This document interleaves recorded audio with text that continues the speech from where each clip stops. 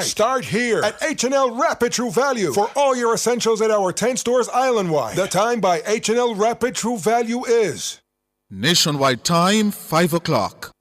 Crisp and refreshing. Room temperature or chilled. A Pure Water would drink. The temperature by Pure Water is 28 degrees Celsius in Kingston, 29 out west in Montego Bay. From the Nationwide News Network, comprehensive, incisive, tough. This is Nationwide at 5. Good afternoon, I'm Ricardo Brooks. And I'm Robeanne Williams. In Nationwide News at this hour, Omar Collimore's attorney asked the court to ignore his daughter's victim impact statement in which she painted him as a selfish person for killing her mother. Justice Marva MacDonald Bishop is to be the new president of the Court of Appeal. Residents of Sheffield in Westmoreland say people identifying themselves as JPS agents are requesting hundreds of thousands of dollars to restore electricity in the area. If they're passing now, you could have stopped them and said, we have a sum of money like at 200,000. We need back the area of Sheffield to be having some light now. Well, they would have stopped and start to do it right away.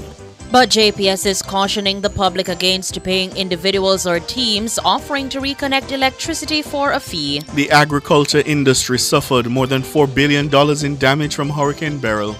The assessment up to today's date puts the financial loss to our agricultural sector at $4.73 billion.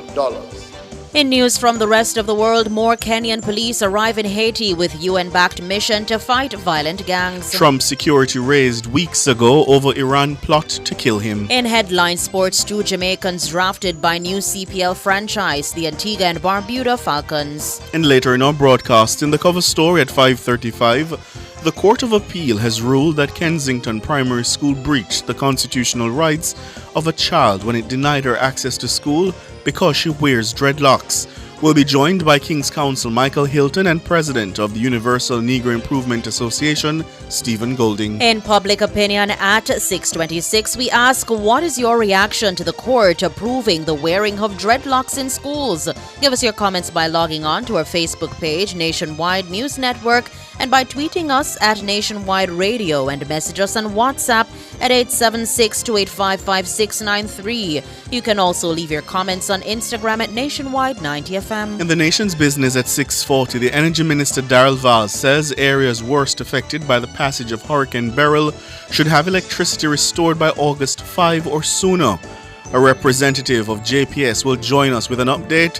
We'll also open the lines for you to share your concerns directly with the power company. From 7 to 8, it's Nature's Remedies with Dr. Denise Daly. Tonight we'll be looking at the cannabis plant. All these and more as we take you home on air on your mobile, Nationwide 90 FM, nationwideradiojm.com, and on the Nationwide app, available on the Google Play and the App Store.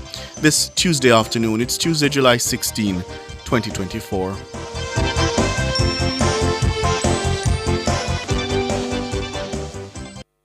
News at 5 is brought to you by the new Pizza Zinger from KFC. Topped with marinara sauce, mozzarella cheese, and pepperoni. Available for a limited time only. KFC, it's finger licking good.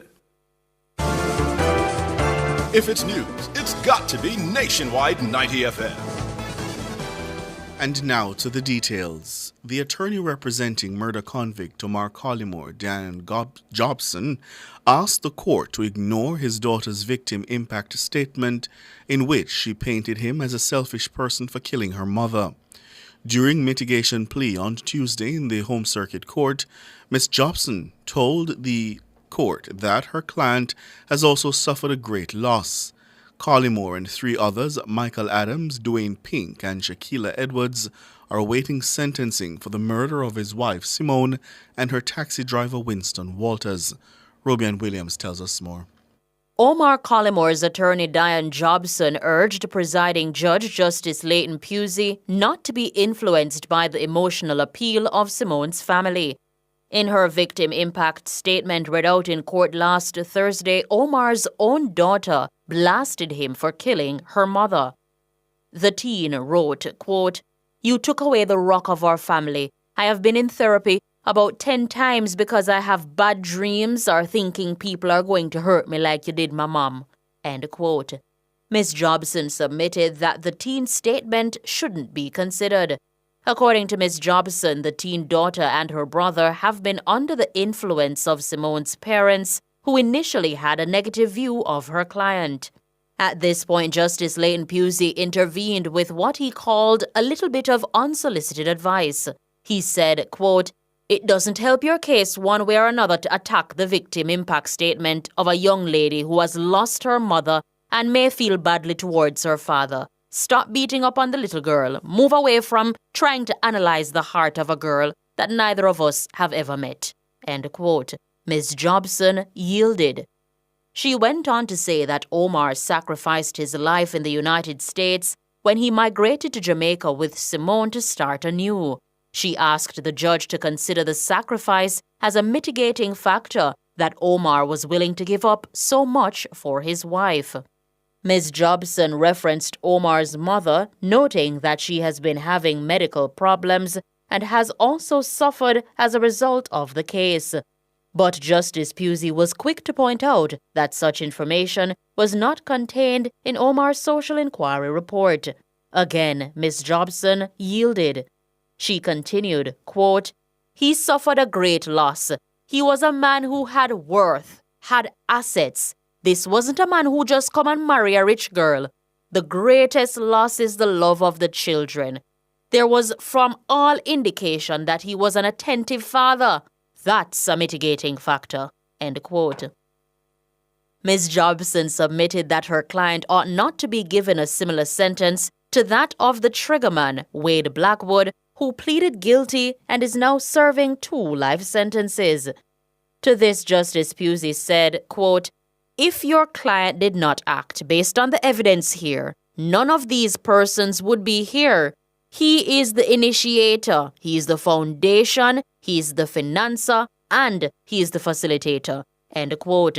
Ms. Jobson asked that the case not be considered as the worst of the worst. She submitted that even before a guilty verdict was entered, the media sacrificed her client. She added that Omar's social inquiry report shows that he's not beyond redemption.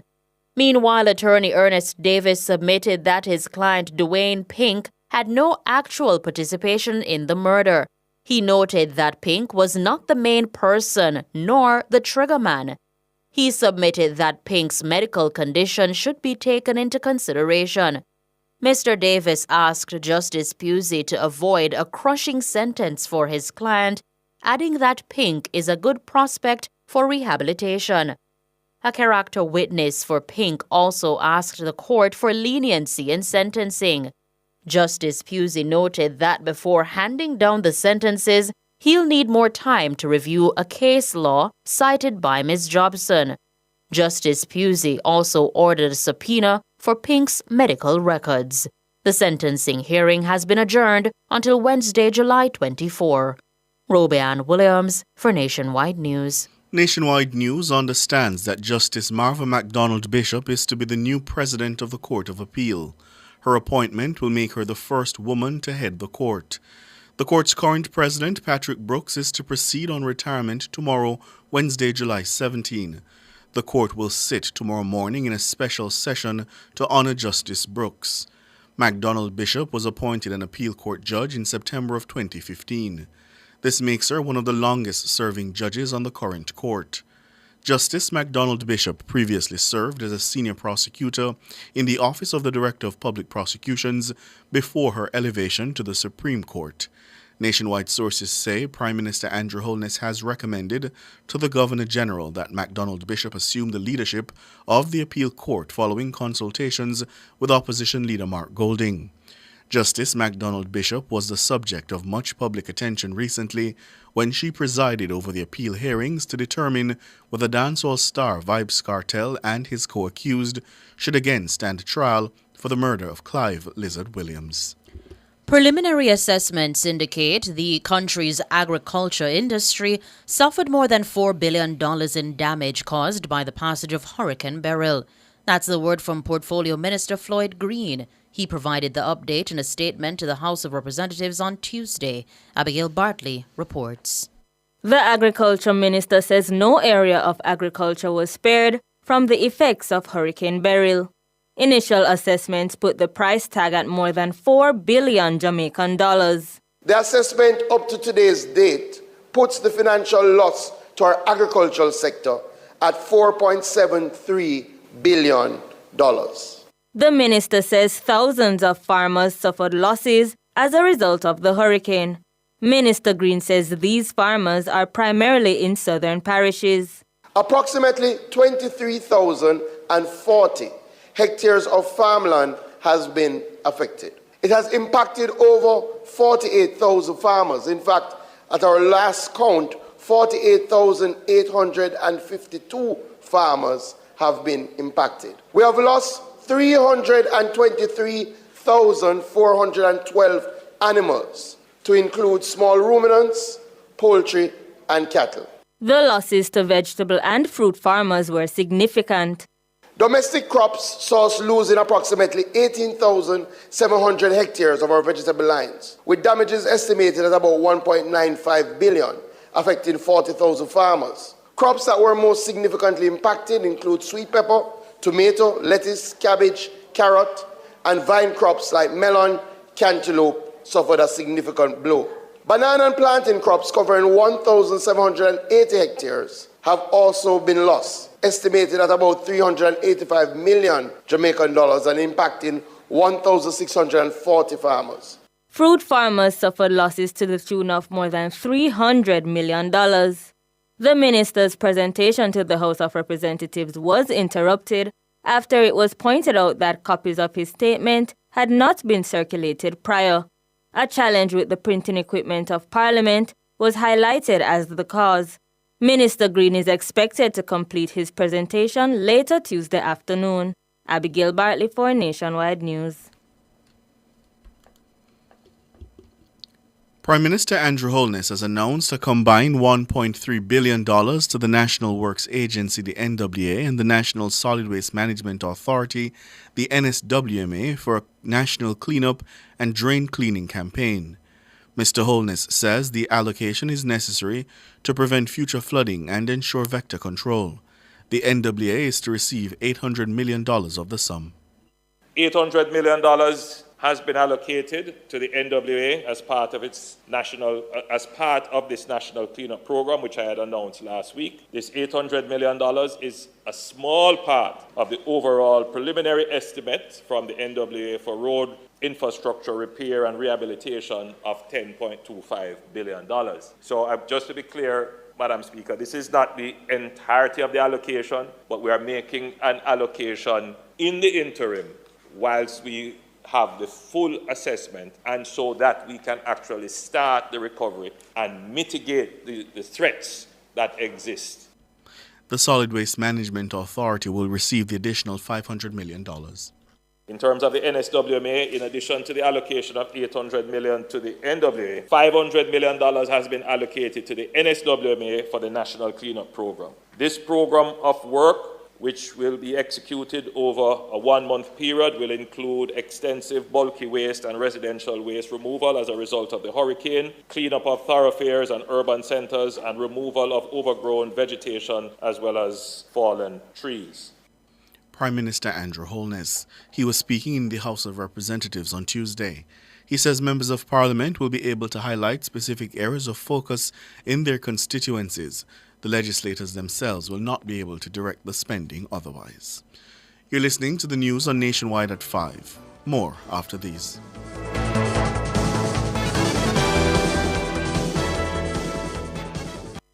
Value Drug Pharmacy offers curbside pickup and delivery of your branded and generic drugs. WhatsApp your prescription to 876-881-6695. The time by Value Drug Pharmacy is 14 minutes after 5. Rentokil Initial is the expert in pest control, air purification, and hygiene services. Call today 876-926-4236. The temperature by Rentokil is 27 degrees Celsius in Kingston, 29 out west in Montego Bay.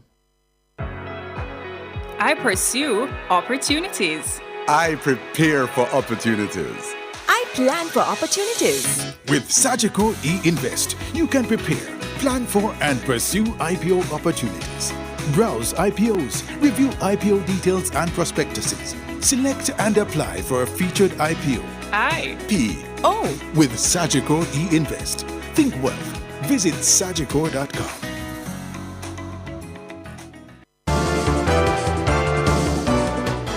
Continuing the news, residents of Sheffield and Westmoreland are alleging that people identifying themselves as agents of the Jamaica Public Service Company JPS are requesting hundreds of thousands of dollars to restore electricity to the area. They say that is why they blocked the Sheffield Main Road linking Negril and Savannah Lamar early Tuesday. Kimone Thompson has our story. Motorists traveling between Negril and Savlamar experienced delays in their commute Tuesday morning as residents used debris to block the road. They said they wanted to bring attention to the fact that 2 weeks after the passage of Hurricane Beryl, the communities of Sheffield, Good Hope, Orange Hill, and Retreat remain without electricity. But it's a little more than that. According to one Sheffield resident, Kenneth Williams, so-called JPS workers are requesting money to turn the lights back on. The situation is about the light that JPS are extorting citizens. You have to pay like 300,000 to get back your power line up and running so you can get current. But we in this district not doing that. We're not putting up a penny for what we are already paid for. All right. One of the main factors what we're blocking the road for, it is for a representative, no MP, SART or councillor to stand up with us to say yes, they need back light, electricity need to restore now because of no post is out or no line is tearing down or whatever. Williams alleges that the workers use a code to gauge residents' willingness to pay. Like if they're passing now, you could have stopped them and said, we have a sum of money like at 200,000. We need back the area of Sheffield to be having some light now. Well, they would have stopped and start to do it right away. Once you see them and stop them, they're up to it because that is their game right now to extort us. When you stop them and you tell them you don't have any electricity, what's your response? Right or left? Right mean you're letting off something, money. That's what they told you. Yeah, so that is the code. The Sheffield resident alleges that he personally knows people who made payments as recently as Monday and had their power restored. I know 3 persons to be exact who paid their money. And that's which area? Here in Sheffield, right around Wine Road. And the rest of the area does not have any light. Mr. Williams says members of the community have contacted JPS to resolve the issue. He says company representatives have promised to visit the community by 7 a.m. on Wednesday. Mr. Williams says the company should employ additional staff to fast-track the restoration across the parish. Kimone Thompson for Nationwide News. Meanwhile, the JPS is cautioning the public against making payments to individuals or teams who pose as workers and offer to reconnect electricity for a fee.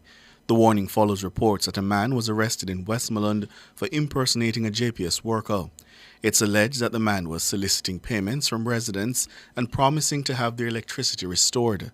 The Light and Power Company is reminding customers that legitimate JPS workers will have photo IDs on their person. It says, too, that no JPS worker will request payment to have lights reconnected. JPS says the act endangers the lives of the culprits, customers, and legitimate JPS workers who are currently interacting with electrical infrastructure. The company says the practice could hamper its restoration efforts.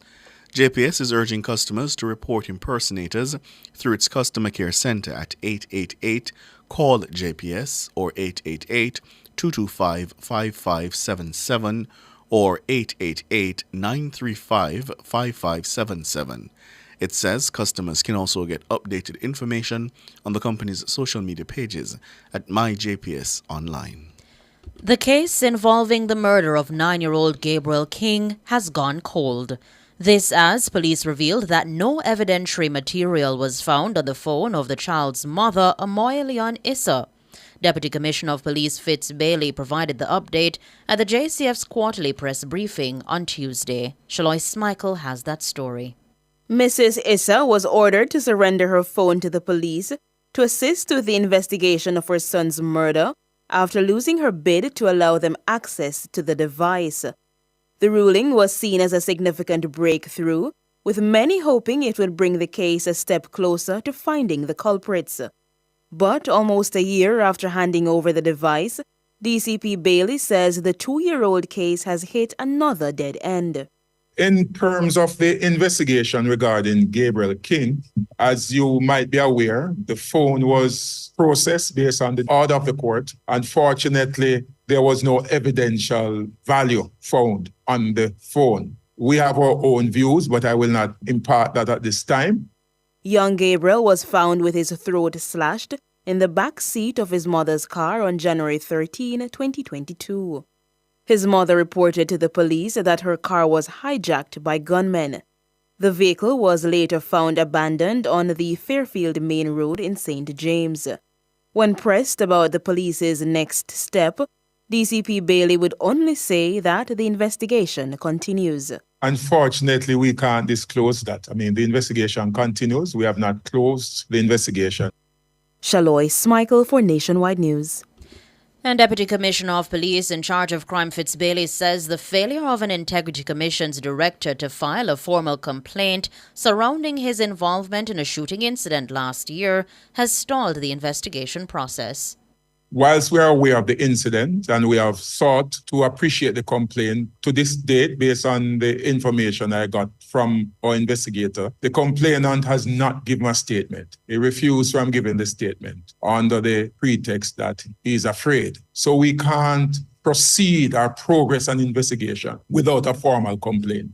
The director, Ryan Evans, was shot and injured and his briefcase stolen inside the New Kingston corporate car park on St. Lucia Avenue in September 2023. It's understood the gunmen trailed Mr. Evans, who had made a huge cash withdrawal from a bank earlier that day. The police had initially theorized that robbery was the motive behind the attack, but that conclusion did not go down well with the Integrity Commission. The corruption watchdog bashed the police for failing to provide a tangible update 10 months after the incident. DCP Bailey is appealing to Mr. Evans to file the complaint in order to probe the matter. We want to appeal to the individual who was injured to make himself available to be interviewed and to give the police a statement so they can progress the investigation. DCP Fitzbailey, head of the crime portfolio at JCF. World in a Minute is brought to you by ABC Electrical Sales. We make things as easy as ABC. Hose assembly and supply, equipping Jamaica for success. And Charles O'Connor Consulting Network, COCN, driven by international accounting standards, modern technology and integrity. The World in a Minute. Another 200 Kenyan police officers have arrived in Haiti. They arrived in the country on Tuesday, nearly a month after the first contingent of 200 landed in the capital of Port-au-Prince. The UN-backed mission force is to battle violent gangs that have taken over at least 80% of the capital. Last week, the UN Security Council strongly condemned the extreme levels of armed violence in Haiti that was undermining security in the country and the region. Authorities have declined to provide details on the Kenyans' assignments, citing security concerns. But more Kenyan officers are expected to arrive in the coming weeks and months. They'll be joined by police and soldiers from the Bahamas, Bangladesh, Barbados, Benin, Chad, Jamaica, to amount to a total of 2,500 personnel.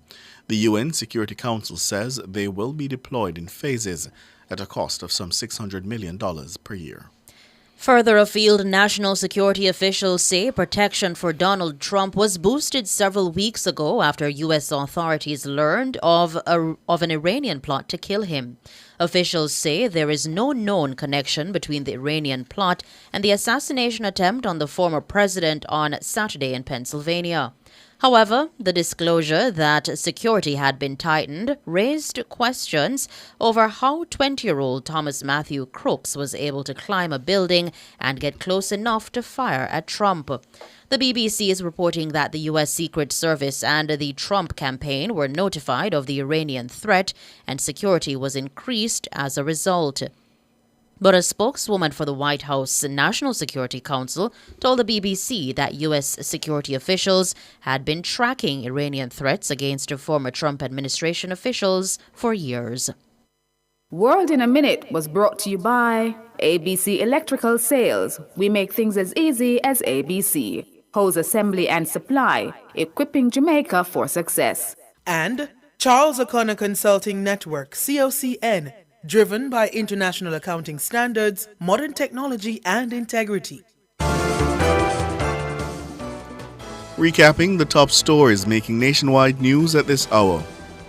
The agriculture industry suffered more than $4 billion in damage from Hurricane Beryl. Omar Collimore's attorney asked the court to ignore his daughter's victim impact statement in which she painted him as a selfish person for killing her mother. Residents of Sheffield in Westmoreland say people identifying themselves as JPS workers are trying to extort them. But JPS is cautioning the public against paying individuals or teams offering to reconnect electricity for a fee. I'm Ricardo Brooks. And I'm Robeanne Williams. Listeners, you can find the news on our website at nationwideradiojm.com and on the Nationwide app, available on the Google Play and the App Store. News next, the headlines at 6.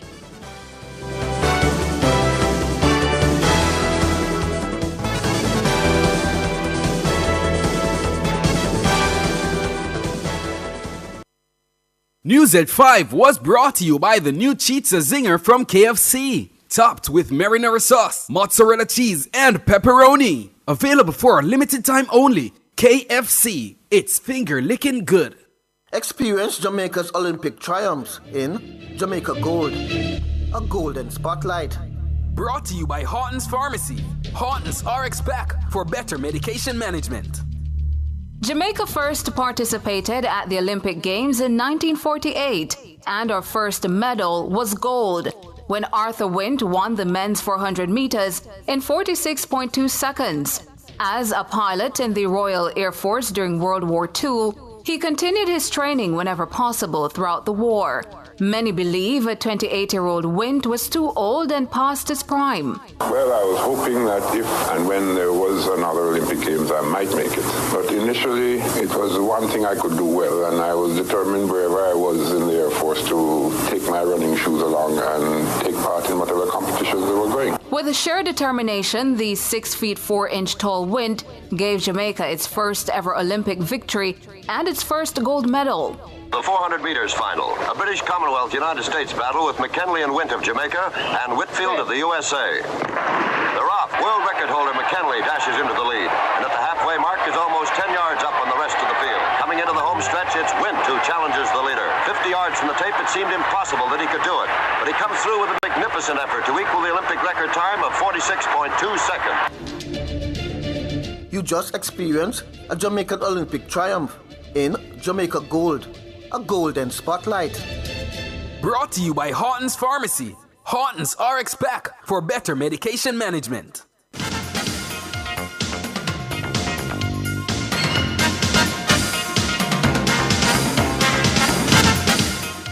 Hello, good afternoon, and welcome to Sports here on Nationwide 90 FM.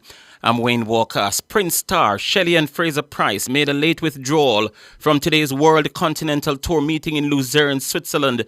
The 37-year-old Fraser Price was scheduled to run in the women's 100 meters but did not show for the start. We were made to understand that she felt some discomfort. The twice Olympic 100 meters champ last competed in Europe at the Budapest World Championship last summer and has only run 4 races this season, all at the National Stadium. Also pulling out of the meet today was National Sprint Hurdles champion Rashid Broadbell.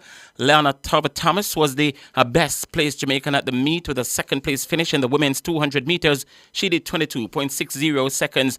Jodane Williams was fifth in 23.01. Jessica Igabai of the Côte d'Ivoire, she won in 22.57. Kemba Nelson produced the third fastest time in the women's 100 meters in 11.21. Serena Cole had the fifth best, 11.24. Sasha Lee Forbes, 7th, 11.31, the same time as Jodine Williams.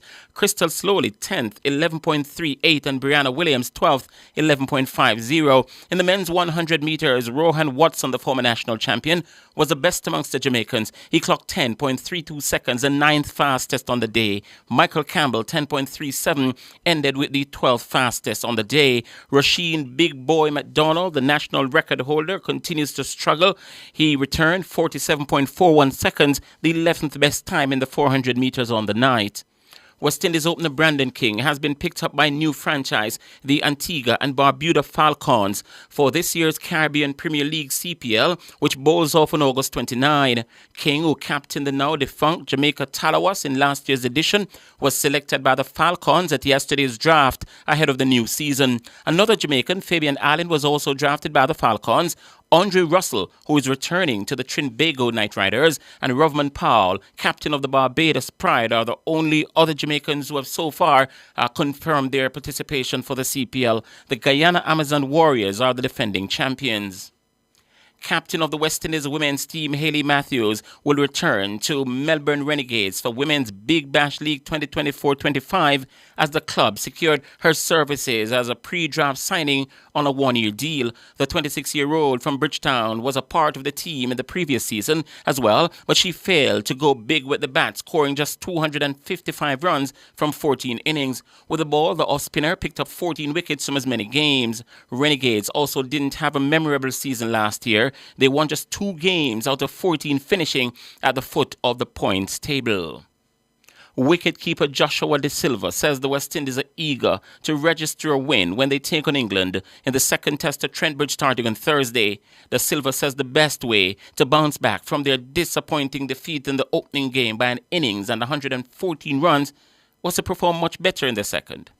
All of us are pretty disappointed after the first test, so we put that behind us. We've had our discussions and we're looking forward to the second one here at Nottingham. Putting in the work, doing everything we can, rebuilding and going hard forward into the next test. Disappointing, but it's test cricket at the end of the day. It happens to the best teams in the world as well. It happened to England, Australia, India, so just for us to happen and just how we're going to bounce back is going to be most important. That's Joshua De Silva. And it's now time for the Nationwide Olympic Fact. It's sponsored by Fontana Pharmacy. This is Nationwide's Olympic Facts, brought to you by Fontana Pharmacy. It's all good inside. Did you know that Jamaican athletes competed as part of a unified Caribbean team at one Olympic Games? Yes, that's a fact. Jamaica's athletes competed as part of the West Indies Federation team at the 1960 Olympics in Rome. That was Nationwide's Olympic Facts, brought to you by Fontana Pharmacy. It's all good inside. I remember the day when we announced that it was 100 days to go before the start of the Olympic Games. Today we're announcing it's 10 days to go, single digit tomorrow. The biggest sporting event in the world this year starts in 10 days' time. And you know where to stick and stay for those 17 fantastic days of sheer athletics magic. Nationwide 90 FM, the exclusive radio broadcasters of the event right here in Jamaica. Look nowhere else. We're going to deliver an Olympic like no one else can. I promise that one. Okay? All right, that's sports. We're going to be back with more at 6:05.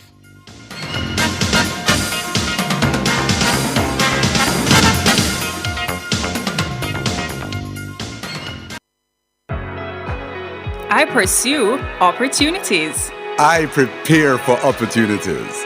I plan for opportunities. With Sagicor e-Invest, you can prepare, plan for and pursue IPO opportunities. Browse IPOs, review IPO details and prospectuses. Select and apply for a featured IPO. IPO. With Sagicor e-Invest. Think wealth. Visit sagicor.com.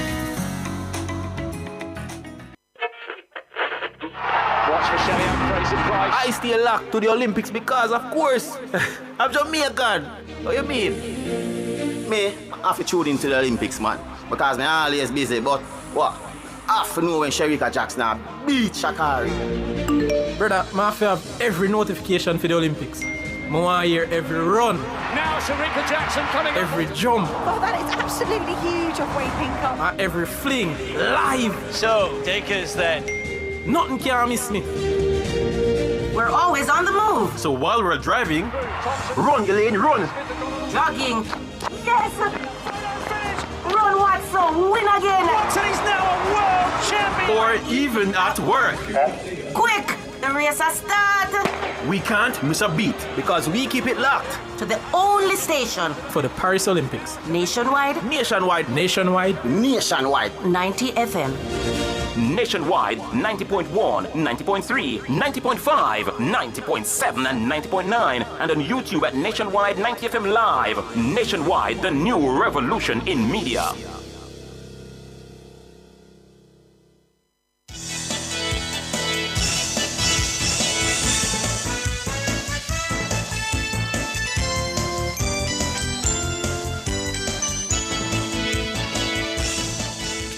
Minutes going up to 6 o'clock. Thank you so much for joining us here nationwide at 5. I'm Cliff Hughes. Good afternoon, listeners. I'm Ricardo Brooks. Good afternoon, Sir Cliff. Good afternoon, Ricardo. And we can tell you that the Prime Minister is still on his feet in the Parliament. He's been announcing a raft of measures to accelerate the response and the recovery after Beryl. Responses to do with additional spending for cleaning up the country, $500 million to the National Solid Waste Management Authority, $800 million to the National Works Agency, grants to help people with repairing their homes, including the roofs, grants to help with the medium and small business sector. We're going to have more on that. The Prime Minister is still speaking in the House during the cover story. We'll tell you more on that. But we're going to begin, Ricardo. With yesterday's Court of Appeal ruling, the court has ruled that Kensington Primary School breached the constitutional rights of a child when it denied her access to school because she wears her hair in dreadlocks. The ruling partly overturns a July 2020 ruling by the Constitutional Court, which found that none of the child's constitutional rights had been breached. And that ruling back in July 2020 had triggered widespread public outcry. The then 5-year-old child was denied enrollment at the St. Catherine-based Kensington Primary School after the principal advised her parents that the school had a policy against the wearing of dreadlocks. The school's policy also banned the wearing of braids or beads. Kensington Primary told the child's parents that past experiences with poor grooming, which led to an outbreak of lice and fungus, was the justification for the ban on dreadlocks. The family filed a suit alleging the school had breached the child's rights to freedom of expression, equitable and humane treatment by a public authority, among other grounds. The Constitutional Court dismissed the lawsuit and had upheld the school's actions against the child. On Monday, the Court of Appeal said the lower court ruling was wrong and flawed. President of the court, Justice Patrick Brooks, the outgoing president, declared that the school's policy against dreadlocks breached the child's rights to freedom of expression and equitable treatment by public authority. Importantly, the appeal court said those breaches were not demonstrably justified in a free and democratic society. We're going to get reactions now from the lead attorney, King's Counsel Michael Hilton, who argued the case before the Court of Appeal, and the president of the Universal Negro Improvement Association and African Communities League, Stephen Golding. Good afternoon, gentlemen. Good afternoon. Good afternoon. Good afternoon, Cliff and Ricardo. And afternoon, Cliff. Good afternoon. Afternoon, Phil. Let me begin with you, Casey Hilton. Going forward, what's the significance of this verdict from the Court of Appeal? But can I start by saying that the greatest significance is the result for this child?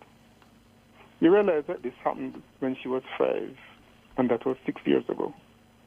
So most of her life has been spent with this slur over her head. This thing about she's a risk of infestation and lice and fungus, and outrageous. And that being removed, that being declared by our court to be unjustified, I think is my starting point of importance of this case. Yes. Just for this child. But putting on about my lawyer hat now, it's a really important decision for policy, for guidance, and I think this is not just our schools. I think there are schools and workplaces and various organizations that have policies that are rooted in past, I hesitate to say prejudices, but in a way that's what it is. Yes, that's what it is. That I hope this judgment erases and puts in the dustbin of history where they belong. Mm-hmm. And Casey Hilton, there have been some who, since the court handed down its ruling, are saying, but won't this be a strike against order? Because now someone might say, I can turn up at school with my hair dyed pink or green or orange or blue, and that the Court of Appeal has permitted that kind of what they're calling disorder. Okay. Yeah, I have heard that. But consider this. The court made the point that every right is subject to restrictions, and those restrictions are expressed in the broad expression in the Constitution about demonstrably justified. So there are many restrictions on freedom of expression. You know, you, of course, as journalists, live with that every day. But in this particular context, for example, schools have uniforms. So all students at this school must wear this uniform.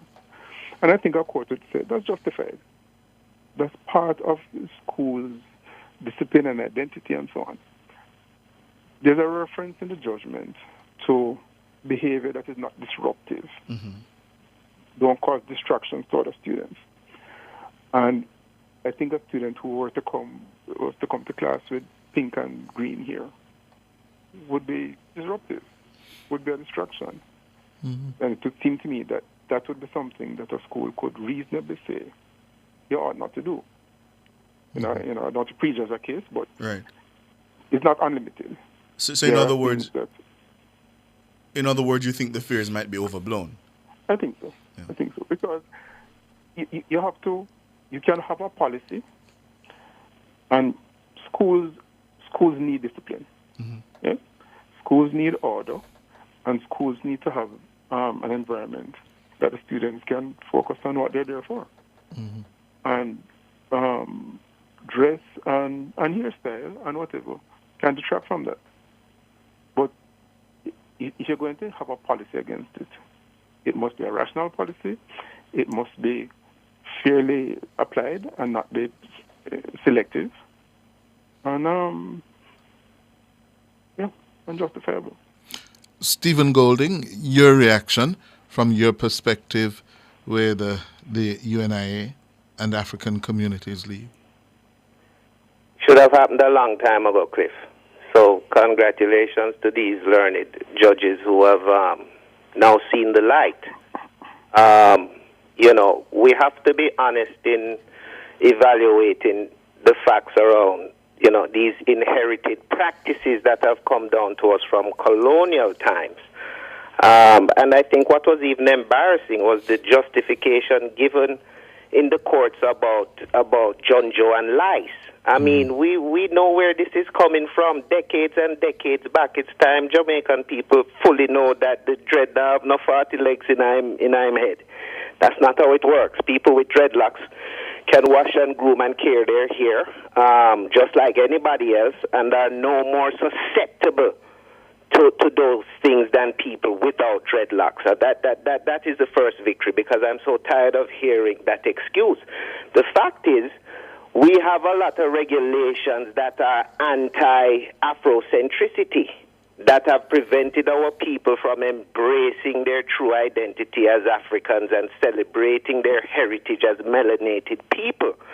I would love to know from these schools, what are their policies about skin bleaching? What are their policies about the straightening of the melanated hair, which hairdressers will tell you is damaging to the natural Afro curls and black hair? But they have had no policies about that. So where is this policy against the expression of Afrocentricity coming from? And the argument of now they can dye their hair pink and blue, absolutely ridiculous. As the attorney was saying, schools have uniformity. They can put in their handbook or in their policy if they're against hair dyeing for whatever reason. They always have to have a reason to justify these policies. And I'm simply saying the argument about Junjo and lice should have been thrown away a long time ago. There should be no reason why black students, particularly even black girls, shouldn't be allowed to braid their hair as a means of better upkeep and easier to manage while in school. And there's no reason why black children who want to grow their hair longer should be prevented from having dreadlocks. I mean, I know we have had schools who said you have to justify it on a religious basis, and we give thanks for the recognition for the Rastafari community, but that should not be the only justification. The base justification is that we are African people. We are melanated. Our hair grows a certain way because of our physiology, and we must have policies that embrace that and celebrate that, so we don't have children growing up with a subconscious defect known as white supremacy. And that's what these policies have been upholded for too long. So congratulations on this small victory. Hold it for us, Stephen Golding. We're up on a break. Stay with us, Casey Hilton.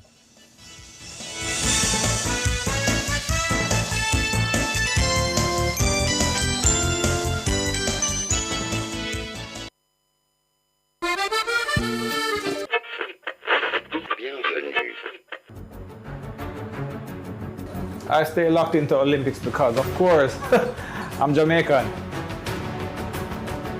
I tune into the Olympics, but I'm always busy. What have you know when Sharika Jackson beat Shakari? She's storming to victory here. Watch the clock. This is so fast. Brother, I have to see every notification for the Olympics. Me, we want to hear every run. The Jamaican's coming. He's closing.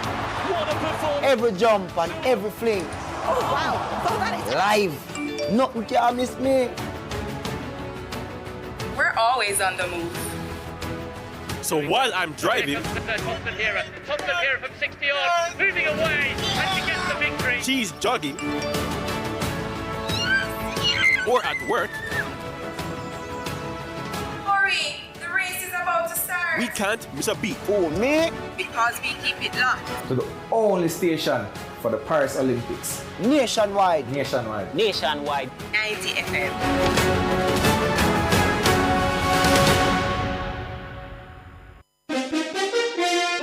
Get ready for graduation with Sammy's Shoes. Expect stylish yet conservative outfits for young men and women. Now available at unbeatable prices. Sammy's has 5 locations across Kingston and St. Catherine. Shop 8 Premier Plaza, Halfway Tree. Shop 66 King Street, Kingston. Shop 23 Boulevard Supercenter, 10 Cumberland Road, Spanish Town. And Shop 5A Sovereign Mall, Portmore. Looking smart shouldn't make you broke. Call Sammy's at 876-433-1519 for more details.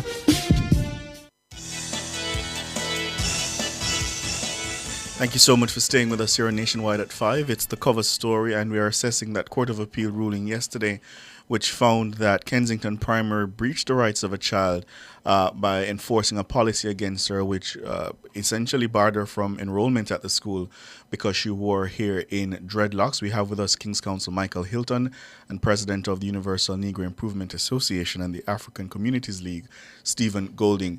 Casey Hilton, the argument about breaching the right to freedom of religion was not accepted by the Court of Appeal. And I wanted your assessment as to what that may mean or could mean as it applies to Rastafarians.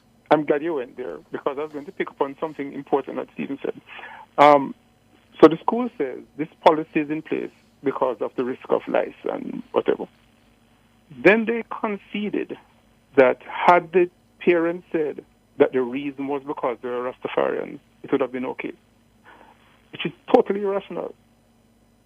If your reason against locks and braids and beads, by the way, which is that there's a risk of lice infestation, then it can't matter what your religious reason is. Mm-hmm. It's a health problem that should be stopped. It just shows the lack of rationale. Now, the reason for the court's finding about religion, the claim based on freedom of religion not succeeding, is because the parents did not give that reason. They said, this is the way we do it here, this is our family tradition and style and practice, and they didn't plead religion at the start. They later did. And the court said, that's something you needed to do up front at the start. And so we decided on the freedom of expression ground, not the freedom of religion ground. Were you? Go ahead. Sorry, go ahead. Let me add one other thing. So the family are not Rastafarians. And they indicated they're taking the Nazarene vow. And there was an issue in the full court as to, is that a religion? The Court of Appeal said, we don't need to go there. We don't need to decide whether this is a religion or not. It wasn't pleaded by the family at the outset. Mm-hmm. So that's the basis on which the court didn't allow that ground. And so it's not at all a precedent for other people and other cases where people do rely on their religion. Okay. Were you surprised at my words now, restrictive arguments advanced by the government? Because I think in at least one instance, the government tried to claim that a child does not have an inherent, my understanding, right to expression, that a child cannot express anything because they are a minor. Were you surprised that the government took that stance? I was. Stepping back, I was surprised that the government fought this case at all and sought to defend that policy, because I really think it was an indefensible policy. But, and I'm not blaming the lawyers. Lawyers argue the cases that they're given to argue. The child's position argument was interesting, and this case is important for you get now into the kind of detail that the constitutional lawyers really like. Can a child claim a right to freedom of expression? And the government argued no, because especially a small child like this, the child would need to, they said, come and do an affidavit to the court to say, here's what I was trying to express by the hair. Which, is kind of a nonsensical position to take, because a 5-year-old is obviously doing what their family does, what their parents do. Mm-hmm. And parents speak for children. A small child's parent has the jurisdiction and the right to come to the court and say, here's my child's right being abused. Because a small child can't do that. And if you don't allow parents or guardians to do that, it would mean that small children would never have their rights vindicated. Mm-hmm. Another important thing in the judgment. Stephen Golding, what's been the reaction of your members and their families? Are people aware of it in the first place, the ruling that is? And what's been their reaction? Well, it did make the papers, Cliff. It's on nationwide. How could they not know? Celebratory. It's been a thorn, I think, in the side of our educational system for a long time. We have been talking about, redirecting the narrative. We've been talking about decolonizing education. This is an important step. Speaking about child's right to self-expression, it goes way beyond self-expression.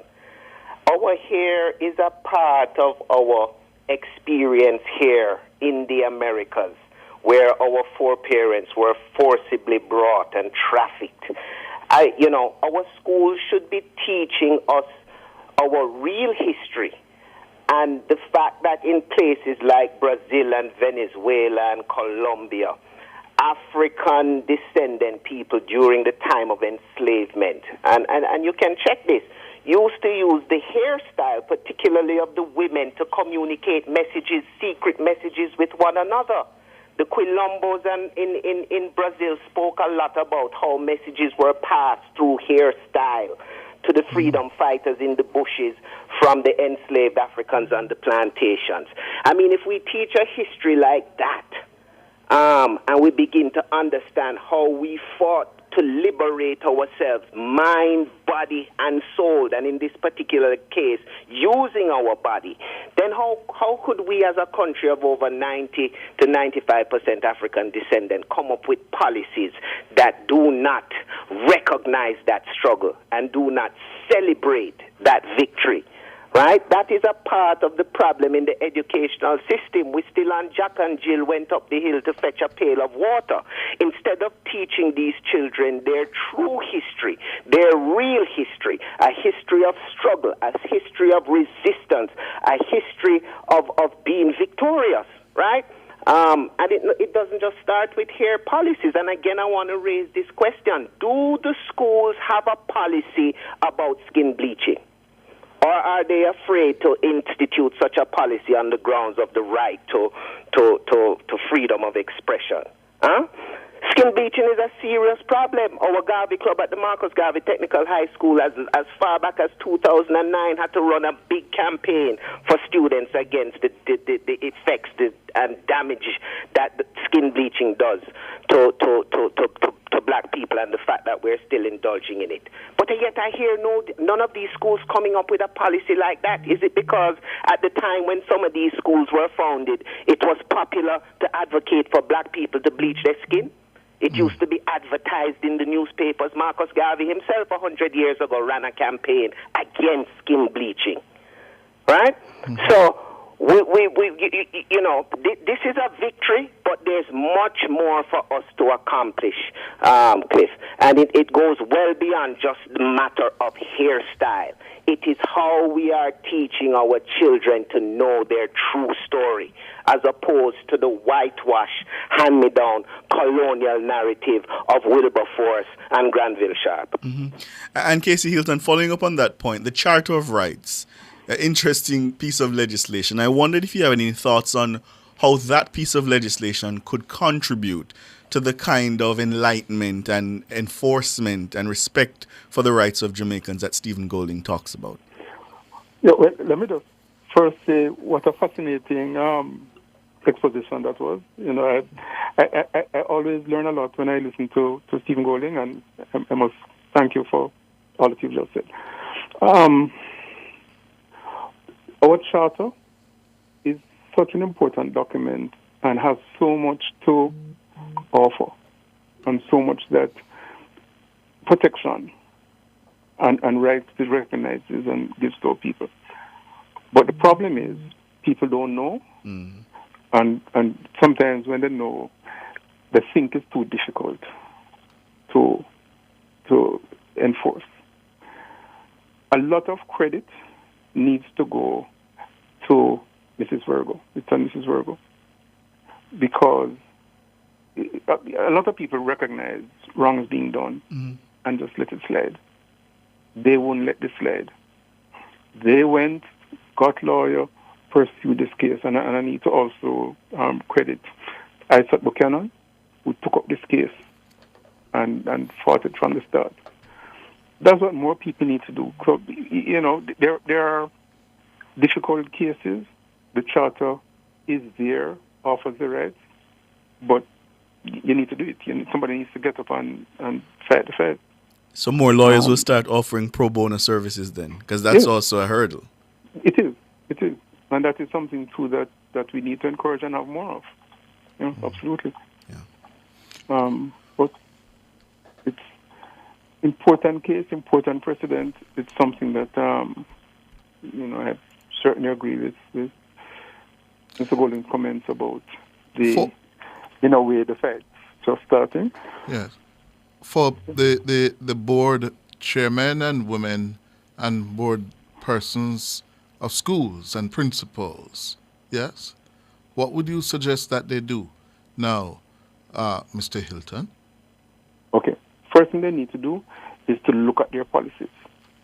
They need to look at the things that they now have in place and measure them against this ruling and against, I presume they're going to be getting advice from lawyers as to how this ruling affects other things that they may be doing, and consider what they need to change.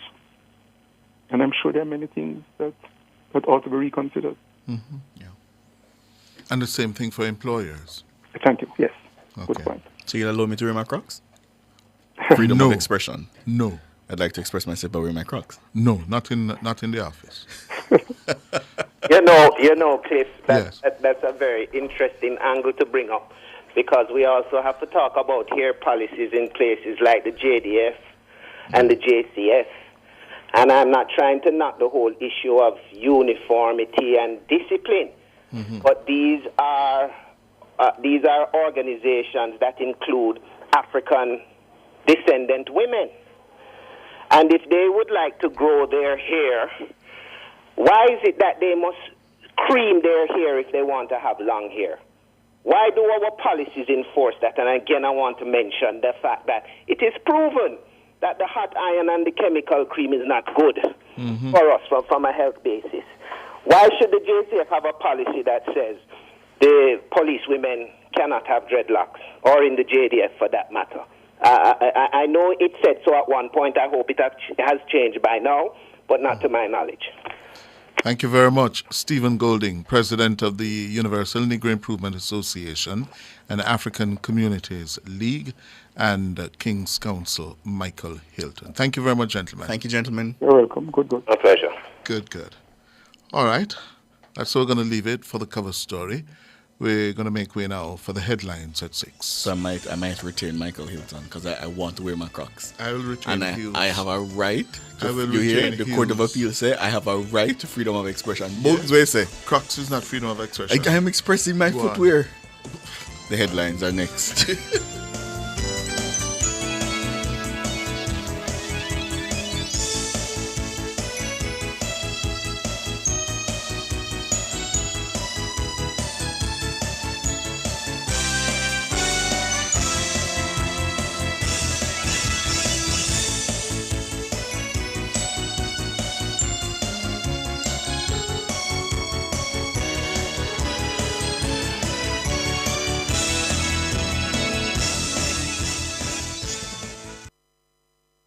Say hello to peace of mind and goodbye to worry with Guardian Life's new Ultimate Provider Plan, and secure your medical expenses in the event of critical illness today. Call 888-367-5433 for details. The time by Guardian Life is 6:01.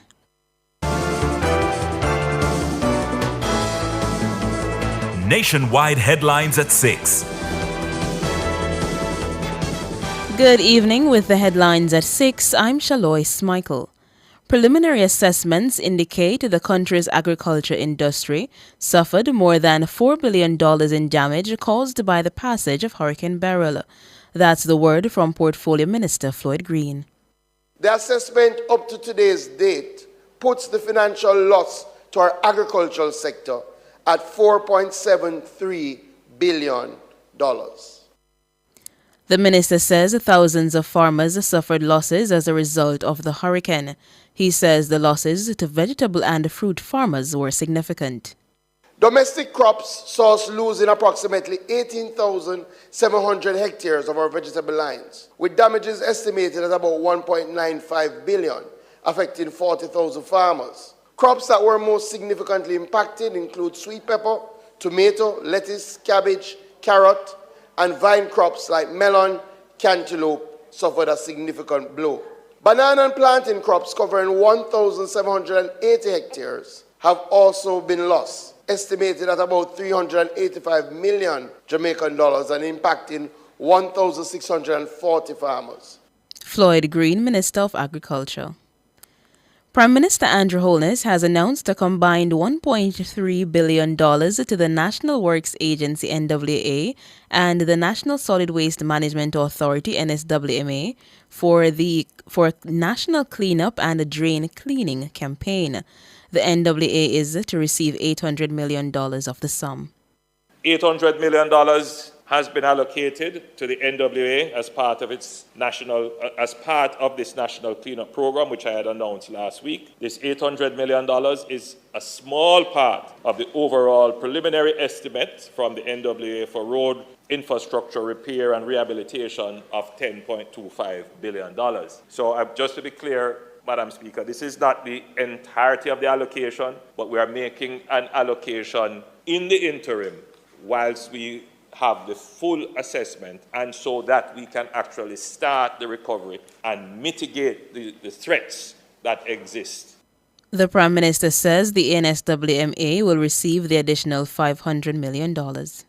In terms of the NSWMA, in addition to the allocation of $800 million to the NWA, $500 million has been allocated to the NSWMA for the National Cleanup Program. This program of work which will be executed over a 1-month period, will include extensive bulky waste and residential waste removal as a result of the hurricane, cleanup of thoroughfares and urban centres, and removal of overgrown vegetation as well as fallen trees. Prime Minister Andrew Holness. The case involving the murder of 9-year-old Gabriel King has gone cold.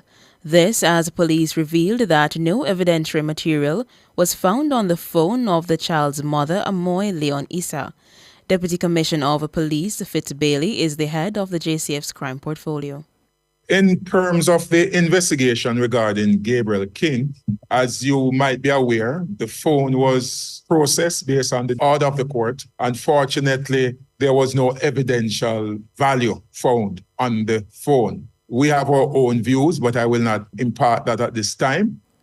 When pressed about the police's next step, DCP Bailey would only say that the investigation continues. Unfortunately, we can't disclose that. The investigation continues. We have not closed the investigation. In the meantime, DCP Bailey says the failure of an Integrity Commission's director to file a formal complaint surrounding his involvement in a shooting incident last year has stalled the investigation process. Whilst we are aware of the incident and we have sought to appreciate the complaint to this date based on the information I got from our investigator, the complainant has not given a statement. He refused from giving the statement under the pretext that he is afraid. So we can't proceed our progress and investigation without a formal complaint. The director, Ryan Evans, was shot and injured and his briefcase stolen inside the New Kingston corporate car park on St. Lucia Avenue in September 2023. DCP Bailey is appealing to Mr. Evans to file the complaint in order to probe the matter. We want to appeal to the individual who was injured to make himself available to be interviewed and to give the police a statement so they can progress the investigation. DCP Fitz Bailey, head of the crime portfolio at the JCF. The attorney representing murder convict Omar Collymore, Deanne Jobson, asked the court to ignore his daughter's victim impact statement in which she painted him as a selfish person for killing her mother. During mitigation plea on Tuesday in the Home Circuit Court, Ms. Jobson told the judge that her client has also suffered a great loss. Robin Williams tells us more. Omar Collymore's attorney Diane Jobson urged presiding Judge Justice Leighton Pusey not to be influenced by the emotional appeal of Simone's family. In her victim impact statement read out in court last Thursday, Omar's own daughter blasted him for killing her mother. The teen wrote, quote, "You took away the rock of our family. I have been in therapy about 10 times because I have bad dreams or thinking people are going to hurt me like you did my mom." End quote. Ms. Jobson submitted that the teen's statement shouldn't be considered. According to Ms. Jobson, the teen daughter and her brother have been under the influence of Simone's parents, who initially had a negative view of her client. At this point, Justice Leighton Pusey intervened with what he called a little bit of unsolicited advice. He said, quote, "It doesn't help your case one way or another to attack the victim impact statement of a young lady who has lost her mother and may feel badly towards her father. Stop beating up on the little girl. Move away from trying to analyze the heart of a girl that neither of us have ever met." End quote. Ms. Jobson yielded. She went on to say that Omar sacrificed his life in the United States when he migrated to Jamaica with Simone to start anew. She asked the judge to consider the sacrifice as a mitigating factor that Omar was willing to give up so much for his wife.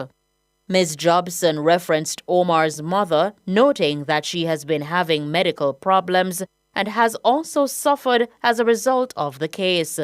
But Justice Pusey.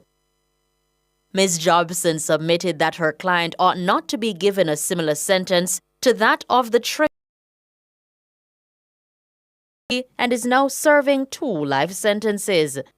To this, Justice Pusey said, quote, "If your client did not act based on the evidence here, none of these persons would be here. He is the initiator, he is the foundation, he is the financer, and he is the facilitator." End quote. Ms. Jobson asked that the case not be considered as the worst of the worst. She submitted that even before a guilty verdict was entered, the media sacrificed her client. She added that Omar's social inquiry report shows that he's not beyond redemption. Meanwhile, attorney Ernest Davis submitted that his client Dwayne Pink had no actual participation in the murder. He noted that Pink was not the main person nor the triggerman.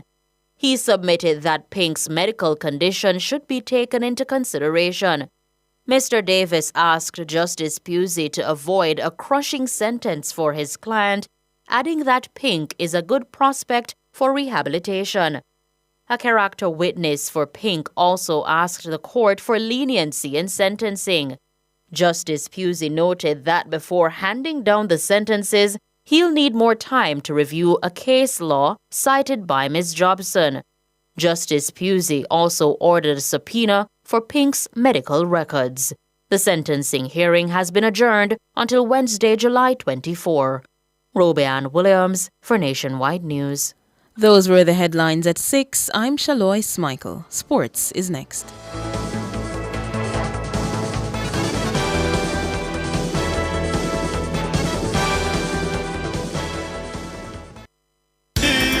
Outperform, outlast. With top performance. Chakama. Reliable, full stop, not comma. We have the expertise for drilling and demolition. We have the power tools for plumbers and electricians. Fancy select tools, 3 parts and 3 repairs. 3 parts, 3 repairs. 2 to 3 years. Hilton, available at Delta Supply, 106 Hagley Park Road. Call us at 876-302-61114. Delta Supply, we service what we sell. Jamaica, it's here again. Phosphorage Super Summer Sale, July 1 to August 31. Come get your wires, breakers, solar flood lamps, LED bulbs, ceiling fans, and so much more. Call 876-937-5099 or visit us in Kingston, Mandeville, Draxall, and Montego Bay. Up to 60% off the summer. Get your solar panels starting from $17,600. Come shop, come save at Phosphorage Super Summer Sale, July 1 to August 31. See you there at Phosphorage. Open Sundays. I'm hungry, you know. Baby, we take a million picture. You know, see the food I get cold. Living in the land of the public eye, every aspect of a couple's life has to be posted. From morning to night, camera clicking. Just a few more. I have to post these on TikTok and IG first. Of course, there are those who don't post partners for one reason or another, and it is a source of much discontent. So if I can't post you, is this relationship even for real? Partners spending hours watching each other's pages, comments, likes. Many couples living a lie with scenes of so-called success. And whatever happened to privacy? Join me, Rodney Campbell, every Tuesday from 9 to 10:30 p.m. for Affairs of the Heart, right here on Nationwide 90 FM. This Tuesday's topic: how much does social media mean in your relationship? Your caption said dinner with bae. Yeah, post dinner, but you not post bae. But babe. Affairs of the Heart is brought to you by Supermed Pharmacy. Super happy, super healthy, Supermed. ABC Electrical Sales. We make things as easy as ABC.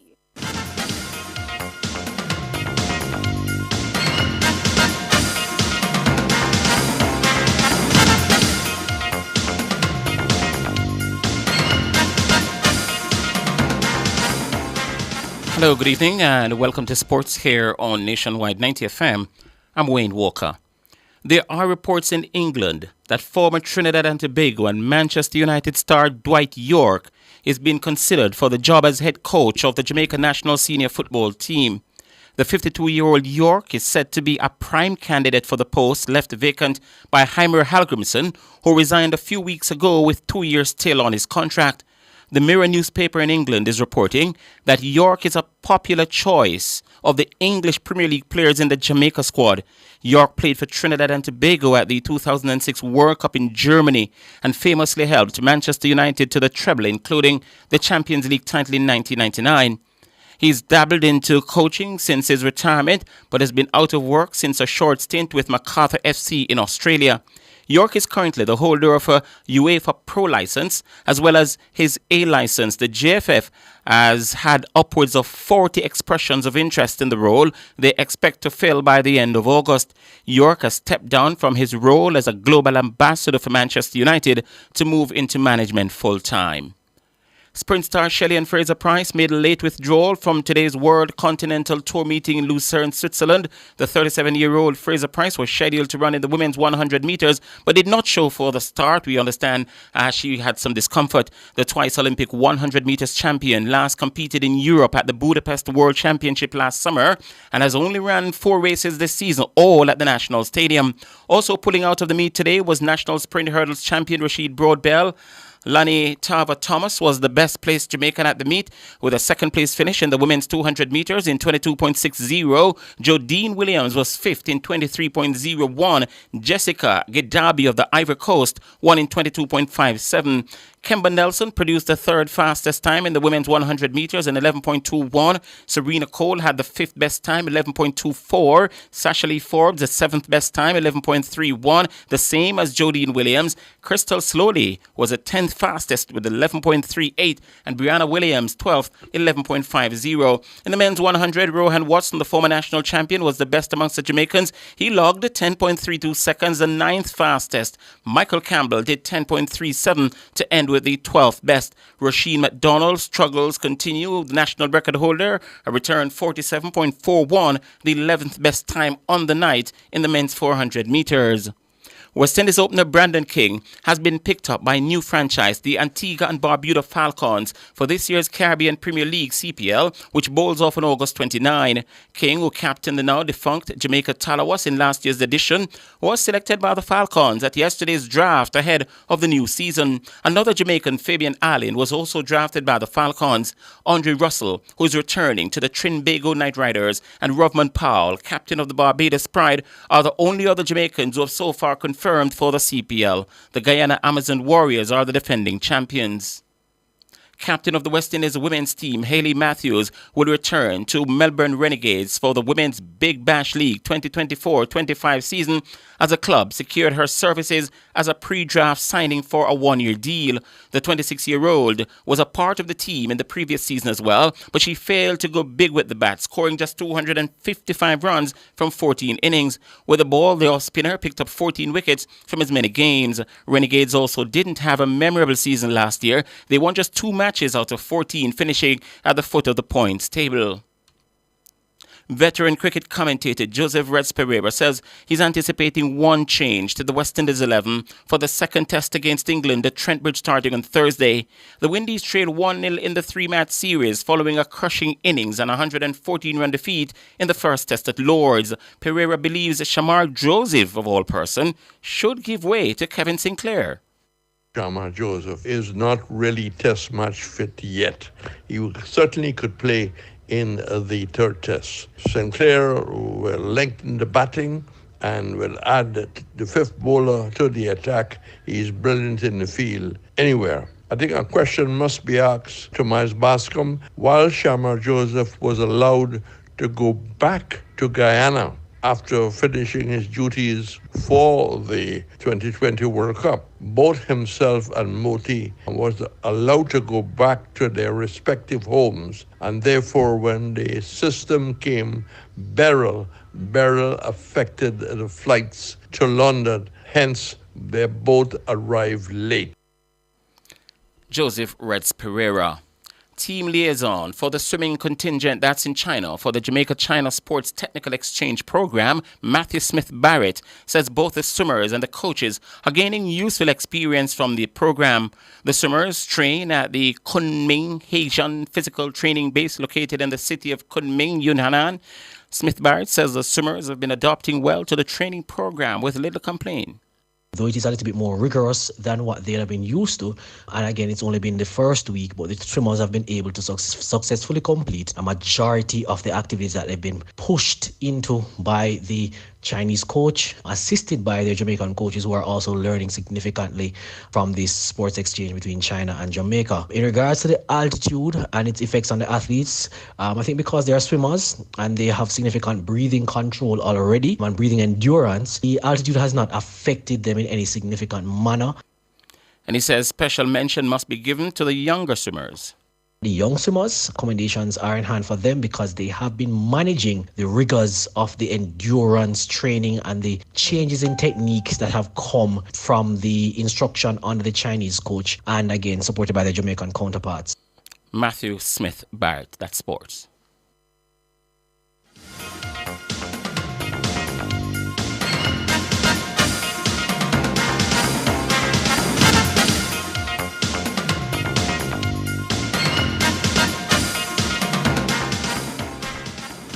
And before we go, let's just remind you that we've got, 10 days to go to the Olympic Games. So we have 10 days more to give you the nationwide Olympic facts. And this is one of the 10 days, yeah? This one is brought to you by Rainforest Caribbean. This is Nationwide's Olympic Facts. Brought to you by Rainforest Caribbean. Make delicious moments. Did you know that Usain Bolt is the only sprinter to win individual gold at 3 consecutive Olympic Games? Yes, that's a fact. Usain Bolt won gold medals in both the 100 and 200 meters in Beijing 2008, London 2012, and 2016 in Rio. That was Nationwide's Olympic Facts. Brought to you by Rainforest Caribbean. Make delicious moments. That's sports.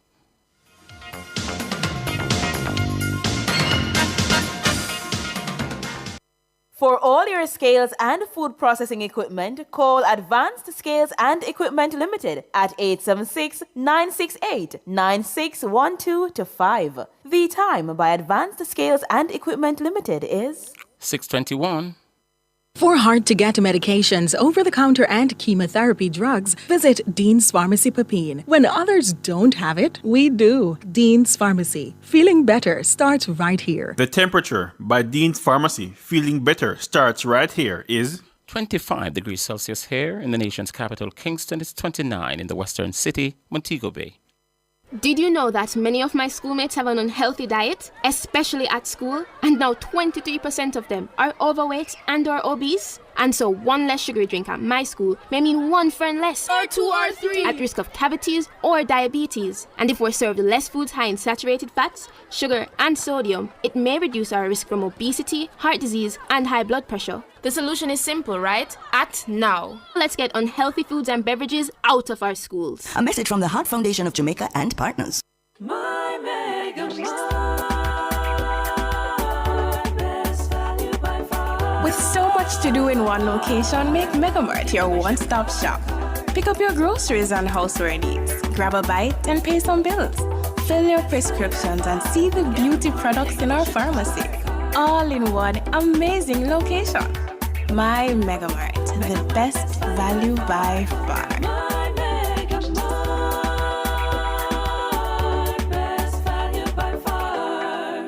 Public Opinion is brought to you by Cleasing Industrial Supplies Limited, Industrial Automation and Control Solutions.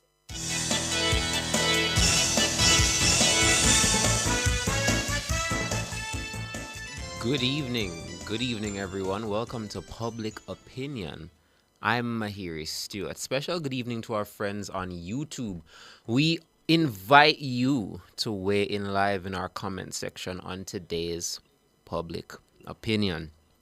All right, so the Court of Appeal has ruled that Kensington Primary School breached the constitutional rights of a child when it denied her access to school based on her dreadlocked hairstyle. The ruling partly overturns a July 2020 ruling by the Constitutional Court, which found that none of the child's constitutional rights had been breached. That ruling had triggered widespread public outcry, The then 5-year-old child, who is referred to as ZV because she's a minor, was denied enrollment at this school after the principal advised her parents that the school had a policy against the wearing of dreadlocks. The school's policy also banned the wearing of braids or beads. The primary school told the child's parents that past experiences with poor grooming, which led to an outbreak of lice and fungus, were the justification for the ban on dreadlocks. The family filed a suit alleging the school had breached the child's rights to freedom of expression, equitable and humane treatment by a public authority, among other grounds. Yes? The Constitutional Court dismissed the lawsuit and upheld the school's actions against the child. On Monday, the Court of Appeal said the lower court ruling was wrong and flawed. President of the Court of Appeal, Justice Patrick Brooks, declared that the school's policy against dreadlocks breached ZV's rights to freedom of expression and equitable treatment by a public authority. And importantly, the appeal court said those breaches were not demonstrably justified in a free and democratic society. And with that said and done, that means today in Public Opinion, we ask you, the public, what's your reaction to the court approving the wearing of dreadlocks in schools? Yeah? All right, so let's take a look at what we have on X, yes? Elon Musk admirer says all schools should have headgear for students who wear locks. It's not safe wearing hair that passes shoulder length. Children can pull on it in a fight and cause serious injuries. It's not about the religion, but the safety of the child. School boards should not be bullied by the court. All right. OG says kids from ever since were allowed to wear dreadlocks in schools. From primary to secondary, I saw students of that faith coming to school in at least TAMS. Yeah. Desmond Campbell says, what I'm more interested in and admirable of is the fact that they sued. Some people would just choose a different school or whatever. They are heroes. Corey Tomlinson says, dreadlocks should not be in schools. Yeah. K. Nats Hutchinson says, the ruling will change nothing. School administrators will continue to do what they want to do. Yeah. All right. Jay Brown says it's a good move. Graham Jervis says it's good. Brescia says it should have never gone to court. It should have never been a problem in the first place. Professional Punter says madness. Yeah. And Beryl Popeye says excellent. Right. Now let's deal with the foolishly conservative dress codes in public buildings. All right. So that's X. Let's take a look at Instagram. Yeah. What's your reaction to the court approving the wearing of dreadlocks in schools? How many comments do we have? We have a couple here. Let me check over on Facebook before I get to those, though, because I have Facebook already opened up. And let me check if the YouTubers have chimed in. Yes, and they already have, yeah. Now, I hope nobody's asking for my opinion on this, yeah, because let me clarify one thing. I'm not a Rastafarian. Yeah, I know a lot of people think I am based on the YouTube comments sometimes when I'm reading Public Opinion, but no, I'm not of the Rastafarian faith, but I do indeed have locks. All right, here we are, folks. I found comments over on Facebook. Michael Henry says, full time we move past hairstyles in school. It's modern days. We have accepted a lot of nasty behavior in society. Why can't we approve our ancestral culture? Natalie Winter says, I agree with the ruling because not only that, but some of our workplaces have a problem with hairstyles and they are operating like they own the individual worker's mind, body, and soul, if you get the picture. Glenn Bin says, this was long in coming. Some of these hairstyle policies are ridiculous. We just holding on to vestiges of colonialism, yeah? Philip Jackson says, while I believe in rules in schools, some of these rules are just stupidity. What happened to these people's heads? When your head not good, you talk about hairstyle. Majoring in the minor and minoring in the major, which is children's education. All right. There we go, folks. So that's Facebook. Let's take a look at what people are saying in the YouTube comments, yeah? And I'm immediately seeing something from Aisha Morgan. Aisha says, when are we going to grow up in Jamaica? Well-groomed locks are a real beauty. Nonsense. The Supreme Court is right. It's not the Supreme Court, it's Court of Appeal. But is it? Yeah? The Court of Appeal, yeah? Not the Supreme Court. But still, we keep going. She says the court is right. Locks cannot affect the child's learning and doing well academically. All right. What else we have here? So, yeah, folks, let's discuss what we've already read, though, yeah? Because there was a comment earlier that I read, and they were saying that a dreadlock ban is good because shoulder length hair should not be in schools as it could be dangerous. Somebody could pull on it during a fight or something of that essence. And I guess, do you think there's grounds to that? You think that's a fair argument, or is that kind of an exaggeration? Because that doesn't sound like a dreadlock specific argument, because your dreadlocks don't have to be past the collarbone or the shoulder, and there are other forms of hair that can also go past there. So I guess that's just a problem with long hair in school as opposed to dreadlocks specifically. And if you go back to the brief that I read before we started this, the school cited poor grooming, which led to a lice and fungus outbreak.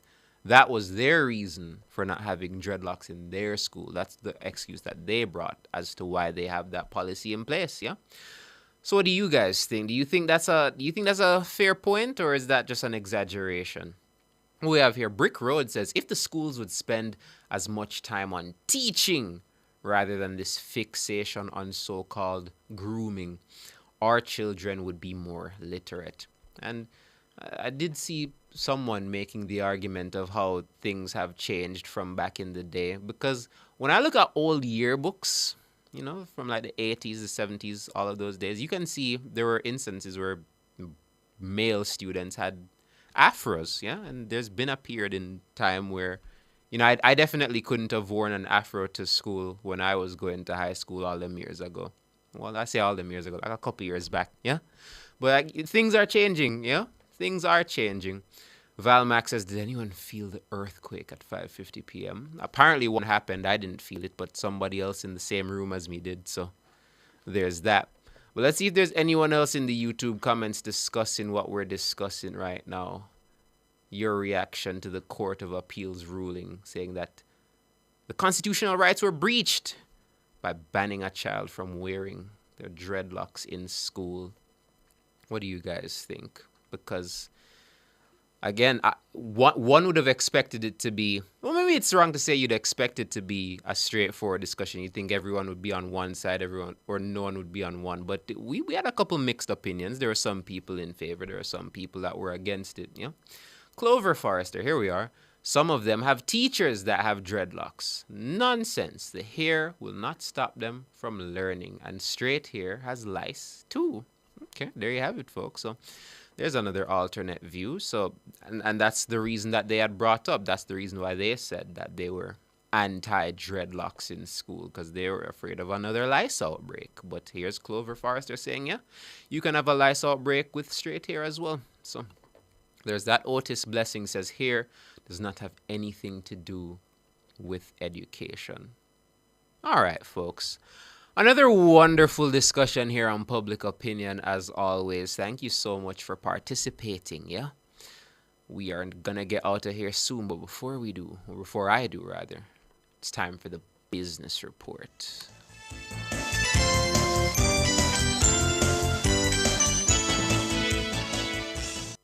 Public Opinion was brought to you by Cleasing Industrial Supplies Limited, Industrial Automation and Control Solutions.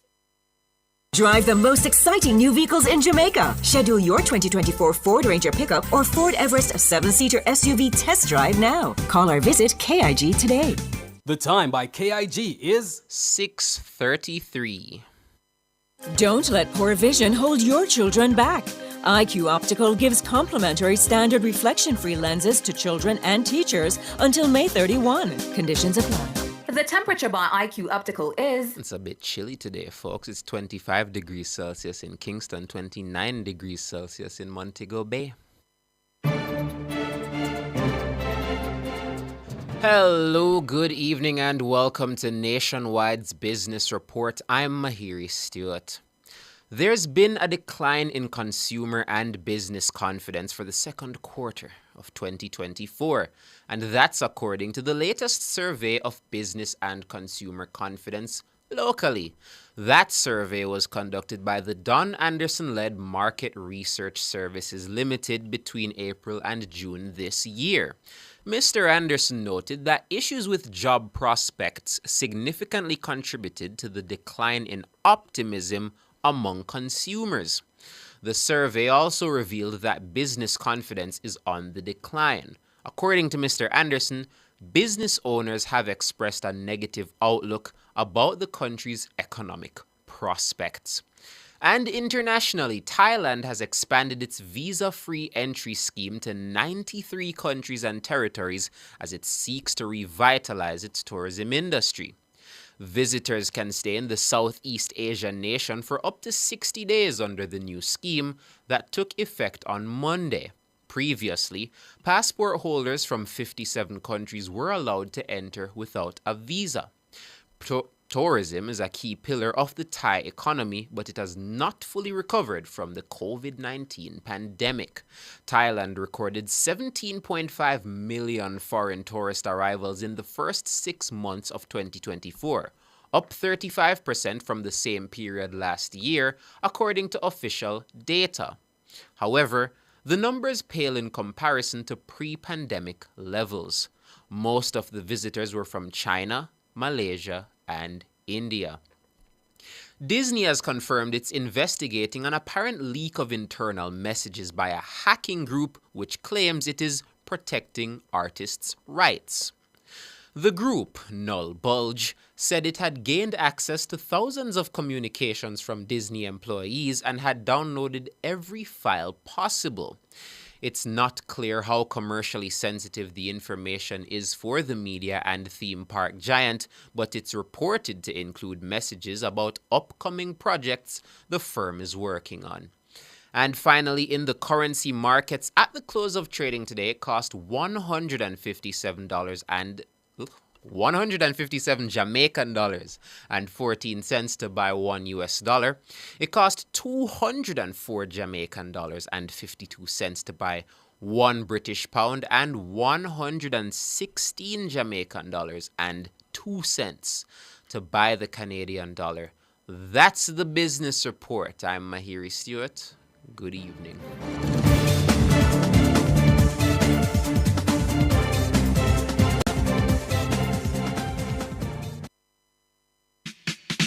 Does your bra ride up your back?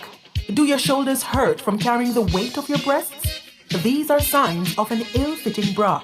When was the last time you were fitted by a bra fit specialist? The bra experts at La Belle Femme will take care of you. Drop into the store at 53 Lady Musgrave Road, Tuesdays to Saturdays from 10 to 5, and you will see the difference. Or call 876-622-6091.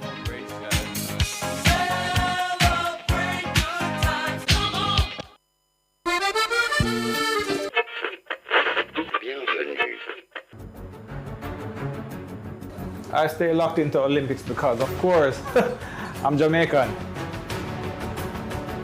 I tune into the Olympics, but I'm always busy. What have you know when Sharika Jackson beat Shakari? She's storming to victory here. Watch the clock. This is so fast. Brother, I have to see every notification for the Olympics. Me, we want to hear every run. The Jamaican's coming. He's closing. What a performance. Every jump and every fling. Oh, wow. Oh, that is live. Nothing can miss me. We're always on the move. So while I'm driving, Thompson here from 60 odd, moving away, and she gets the victory. She's jogging, or at work. Hurry, the race is about to start. We can't miss a beat. Oh, me? Because we keep it locked. To the only station for the Paris Olympics. Nationwide. 90 FM.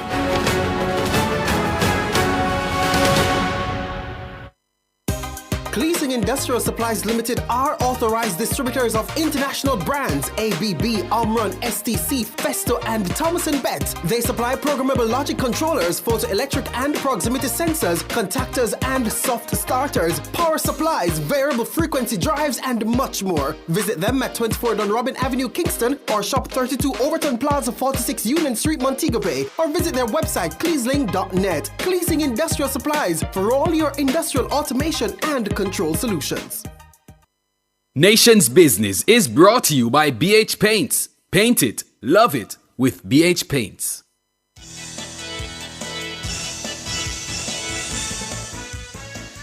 Good evening, good evening. Thank you so much for staying with us here on Nationwide at 5. It's time for the nation's business, and as we told you in the cover story, the Prime Minister was on his feet in the House of Representatives. So we're going to switch gears and give you the main highlights of what he announced in the House this afternoon. But just before I get to that, Cliff, there was a JCF presser this afternoon. Oh? And a rather curious statement came out of it, because I think Orsha Loy asked for an update on that investigation involving a director of the Integrity Commission. You'll recall Ryan Evans. Yes, who was robbed and shot. Right. And you'd also recall, listeners, that the president of the chairman rather, of the Integrity Commission was rather critical of the police for not having provided an update in the last, 10 months?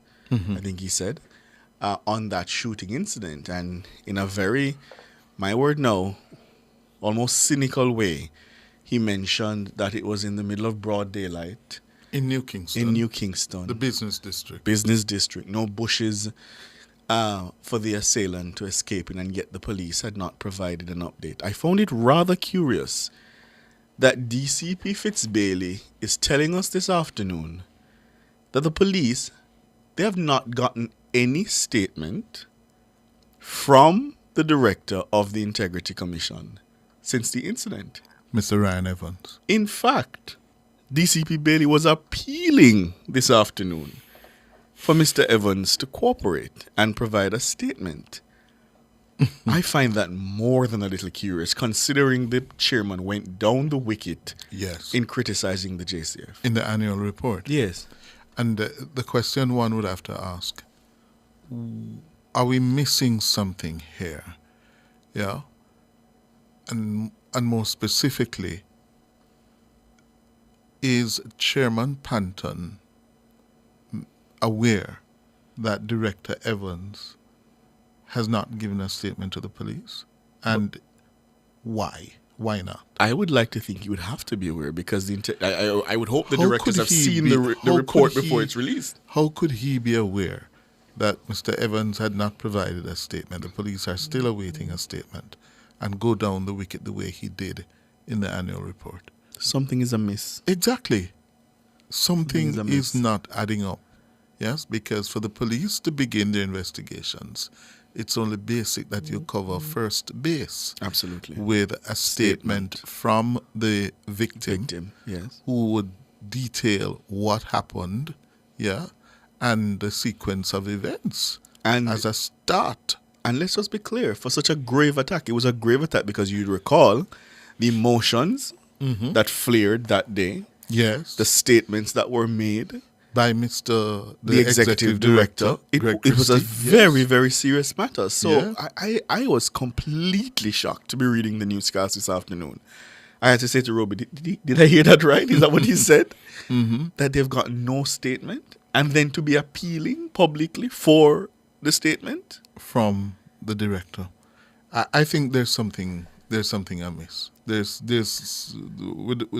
more to this. Well, let us hope in its style, as it usually does. By tomorrow morning, we'll have a statement clarifying what needs clarification. You think so? That has been its practice, that when questions are raised, it releases a statement. But it is very odd. Very, very odd to me. I find it most troubling. Has the commission commented yet on that statement of Mr. Christie after Mr. Evans was robbed? Not a word in English. Okay. Not a word. All right. To the Parliament now. Yes. The Prime Minister this afternoon announced several measures through the National Housing Trust, the NHT, to help with the recovery as a result of Beryl. This is what the Prime Minister said. Madam Speaker, I want to spend a little bit of time speaking about the NHT because there are some persons who have sustained damage but wouldn't necessarily qualify for grants. And the NHT is the main entity through which we will seek to provide assistance to those persons. So, Madam Speaker, the NHT has a multi-pronged response to support the immediate recovery efforts for persons directly impacted by Beryl and to bolster the long-term disaster resilience of communities. There is the peril insurance for NHT mortgagors. The NHT will give a moratorium for NHT mortgagors, and there is a special home improvement loan for roof and home repairs due to the hurricane. And we will also give a special home grant for vulnerable NHT contributors who sustain damage in the wake of Beryl. So for the peril insurance for NHT mortgagers, all NHT mortgagers are covered by the NHT's blanket house owners comprehensive policy, which includes coverage for damage caused by but not limited to fire, hurricane, windstorm, storm, tempest, cyclone, tornado, hail, full flood, and impact damage, however caused. Thus far, the Trust has had a number of inquiries and claims in the wake of Hurricane Beryl. The NHT has mobilized its branches in anticipation of this and is prepared to process the claims that may be submitted by mortgagors in the coming days. Again, every claim that is submitted has to be assessed, and I can't stress enough that a disaster does not suspend accountability. Prime Minister Andrew Holness there in the House of Representatives this afternoon. He also announced a special arrangement for NHT contributors who need to carry out repairs. In terms of the moratorium for mortgagors who have been affected by Hurricane Beryl and may need to prioritize urgent repairs to their property may apply for a brief moratorium of 3 to 6 months. This arrangement may facilitate some reprieve for persons recovering from the impact of the storm, especially as they prepare for back to school. Note that this special moratorium arrangement for mortgages impacted by the storm must be applied for. It is not a general moratorium. And of course, again, there would have to be an assessment of the impact on your income and your ability to recover from the impact of the storm. So, Madam Speaker, again, for those persons who have been impacted, but they may have a current difficulty, they may have been laid off, for example, because their job, their workplace was impacted by the storm. They could apply to the NHT for a 3 to 6 months moratorium whilst they get their affairs in order. So that is another way in which the government is going to help. The NHT will facilitate a special home improvement loan for existing NHT mortgagors to assist in necessary repairs and home improvements to improve disaster resilience. This is a special facility aimed at supporting mortgagors who may need to supplement insurance arrangements in order to adequately complete repairs. This facility is also intended to support NHT contributors, including those who do not currently have a mortgage but may have suffered property damage due to hurricane. So, Madam Speaker, we have this special loan window, and we are encouraging those persons who suffer damage, who may not qualify for a grant from the government, to use this special loan window for the repair of roofs or your home. Then, Madam Speaker, we're going to give a special grant for vulnerable NHT contributors. So the NHT will provide a grant for contributors who sustain damage to their homes in the wake of Hurricane Beryl, and they can apply for a special home grant to assist in home repairs. This grant will be available subject to need and level of impact. Both contributors and mortgagors may apply.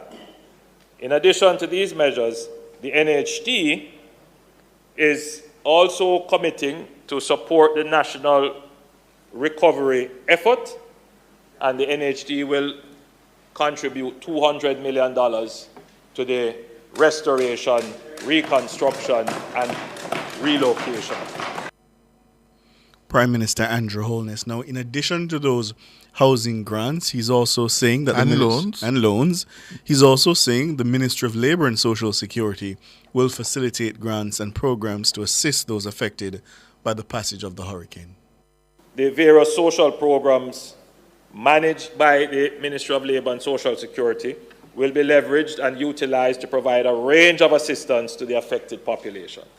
So under the rehabilitation grant program, grants will be provided to micro-business operators. I use the term micro-business operators. To the small shops that were affected, that were totally wiped out their stock because of the hurricane. Madam Speaker, just to be clear, every grant must be assessed. So somebody will have to come. You will have to be able to show that you actually had a shop, that you had a fridge, that you had damage. This is not going to be a general grant that, you know, everybody can apply for. And I want to make that absolutely clear, that you would have had to suffer loss, and the loss must be assessed, and then based upon the assessment, a grant will be approved. And I will leave the further details to the Minister of Labour and Social Security to explain how this process will be implemented. So we are allocating for this 200 million Jamaican dollars to get back our small operators, shops, and small micro enterprise within communities, to get them back up and running. In terms of the national insurance scheme, the life certificate requirement for August payments will be waived generally across the island, so that will help in the quick access of pensions. Through the assessment process, the ministry has increased targeting and identification of beneficiaries for its programs to include social pension and the Jamaica Council of Persons with Disabilities and Senior Citizens. So, Madam Speaker, in this period, whilst the Ministry of Labour and Social Security team is out there doing assessment, we are also trying to identify the persons who should be on the social pension but are not on the social pension. So we will use this as an exercise to get more people on the social safety. Based on the damage assessments received to date, an allocation of 1 billion Jamaican dollars has been made towards providing grants and assistance for restoration, reconstruction, and relocation. Let me repeat that. Based upon the damage assessment, we have allocated $1 billion to provide grants and assistance for restoration, reconstruction, and reallocation. The conditions that we have agreed is that all potential beneficiaries must be assessed. So, yes, there will be persons who have damage, but not every house that is damaged will qualify for grants for restoration, reconstruction, and relocation. Every beneficiary must be assessed. the Ministry of Labour and Social Security will explain further what the criteria is. The criteria, we have established them, but we haven't finalized them. And we can't finalize them until we have the full assessment, because you want your criteria to match what you have assessed. In other words, you wouldn't want to have a criteria that doesn't fit what you have actually observed in the field. Prime Minister Andrew Holness telling the Parliament the range of loans, grants and special assistance that is being offered to Jamaicans who have been badly affected by Hurricane Beryl. He also said that he has asked the Development Bank of Jamaica, the DBJ, to provide help for the country's poultry farmers. In terms of assisting with livelihood, I'm certain that the Minister of Agriculture will, in his presentation, explain a little bit more about how that will be done. But I want to just say that I have asked the DBJ to assist our poultry farmers. Very important. Very important. Just to be clear, the Minister of Agriculture will speak to how we are going to assist the small farmer, the subsistence farmer, the small poultry farmer who is doing, 200 chicken in their backyard. What I'm discussing here would be to ensure that the large poultry farmers who have sustained damage, that they have access to a loan facility, not a grant, a loan facility to get their businesses back up and running. So, due to, Madam Speaker, the hurricane and the impact on the poultry industry, the DBJ will provide a $1 billion line of credit to unlend to the broiler companies and our approved farmers.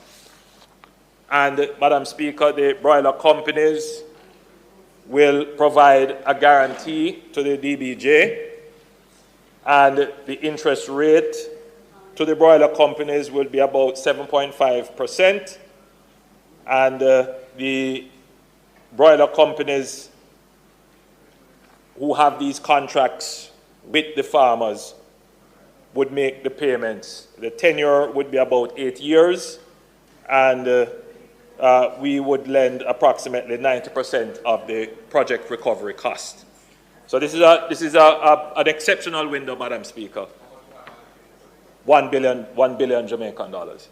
This is very important for our food security and to ensure that there is no shortage of chicken, which could impact price.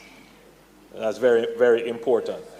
I stress, however, Madam Speaker, that the Minister of Agriculture, in his presentation, will announce how we will provide grants now for the small chicken farmers who are the backyard chicken farmers, or even some larger ones, but who are not connected to the various broiler companies. Well. There's something for everyone. It would seem so. It would seem so. But while these are good on paper, the deficit of delivering is going to be the big bugbear. Yes? Because to make these things happen, to implement them, that's where the tire will hit the road. And ensure that those who need the assistance actually get it. Yeah. Well, the Prime Minister also gave an update on the restoration of electricity. He said that approximately 655,000 customers of the Light and Power Monopoly Jamaica Public Service Company have had their power returned. This represents almost 95% of JPS's customers.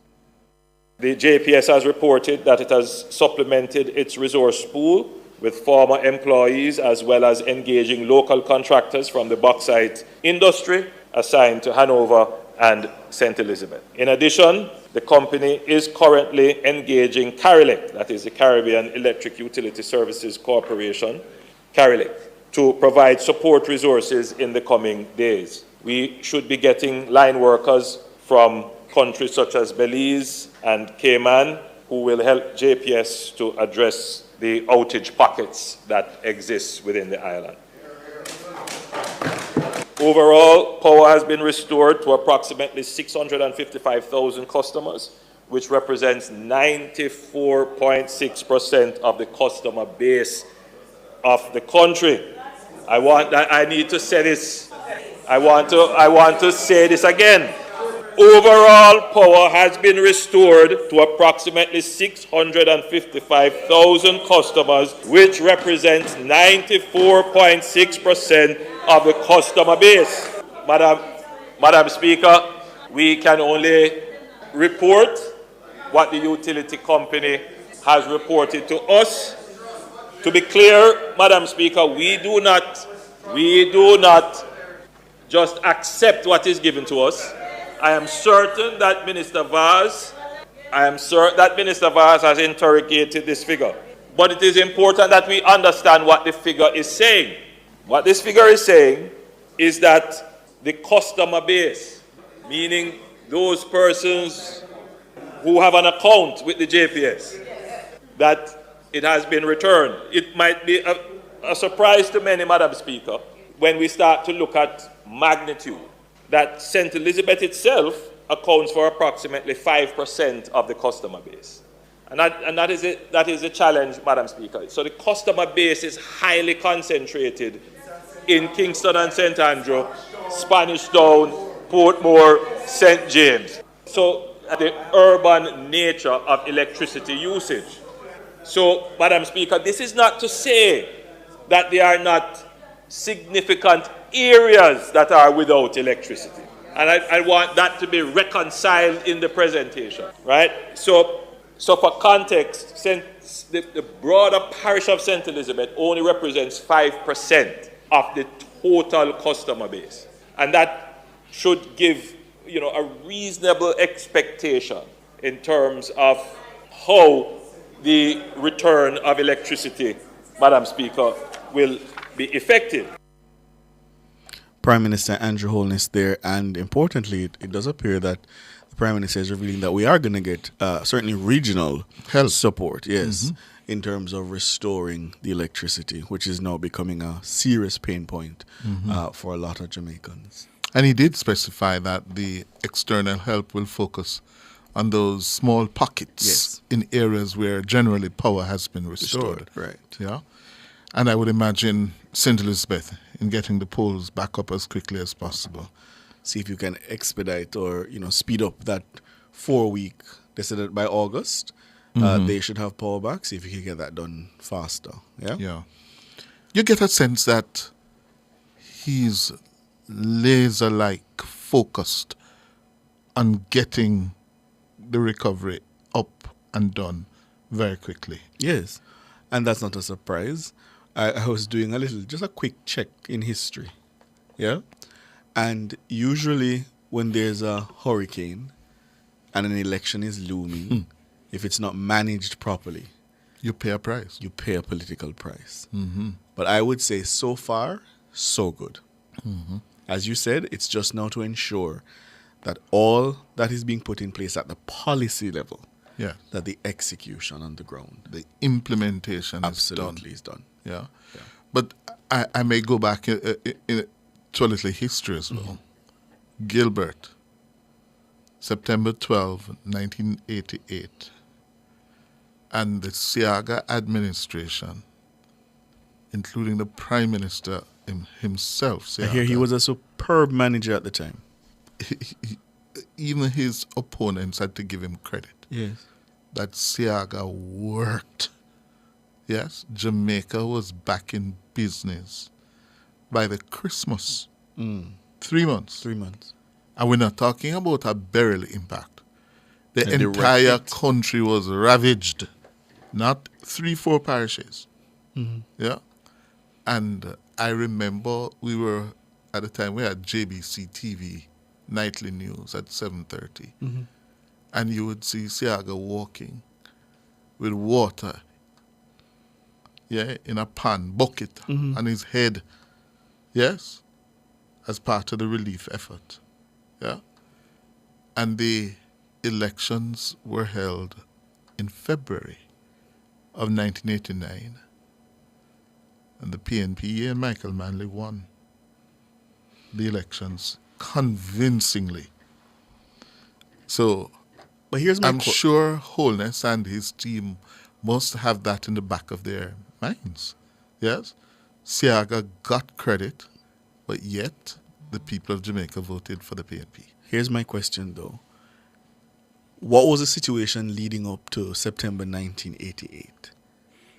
Had the People's National Party already, in a way, stamped its authority on governance from opposition up to that point? Yes. Such that the die was cast and it could not be reversed, even in a situation where Mr. Siaga performed well? Yeah, I think so. Because the PNP won again the 86 local elections and won it handsomely. Yes? And by then, it was clear that the country was in an anti-government mood. Yes? Which is a parallel to where we are now. Yes. And I suppose that would have motivated Siaga to work extra hard to turn it around. But he didn't. Yeah. So there's that similarity. The difference, though, in this where we are now. Mark Golding is not Michael Manley and Andrew Holness is not Edward Siaga. Precisely. Yes. Mark Golding is no Michael Manley. Not even close. Not even close. Not even a shadow. Yes? And the elections were held in February. They were very close. Very close. The PNP won the 86 local elections by a mile and cantering away. Yeah? Not so this time in terms of February. Especially with a PNP that had been on the road actively for months leading up to February 2024. Right. Yeah. So, it's... There are variables. There are variables. There are some parallels, but there are some big differences as well. Yeah. And we have a while to go. More than a year. More than a year. All right, it's 5 minutes after 7, and it's now time for Nature's Remedies. Yes, Nature's Remedies is back after the break.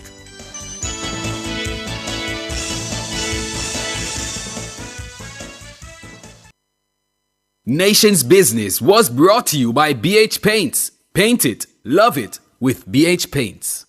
The mission of the Ministry of Legal and Constitutional Affairs includes revising Jamaica's legal and constitutional infrastructure and accelerating the pace of reform. The time by the MLCA is... It's 6 minutes after 7. This summer, transform your summer body with the Express Fitness Gym. For just $9,500 on AutoPay, you'll get access to all our locations 24/7.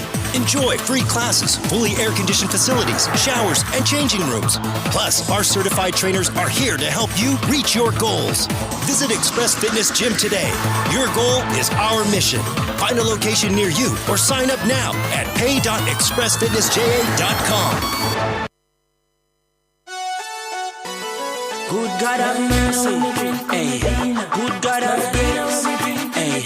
Lord of mercy, hey. Spirulina build up my confidence. Rastafari run the continent. Good evening, and what do we hear? Yeah, the theme music for Nature's Remedies. We have not had Nature's Remedies for several reasons for almost a month now. And we miss you, Dr. Denise Daly. Good evening. How are you, Doc? Hi, Doc. Good evening, Cliff. Good evening, Ricardo. Good evening, listeners.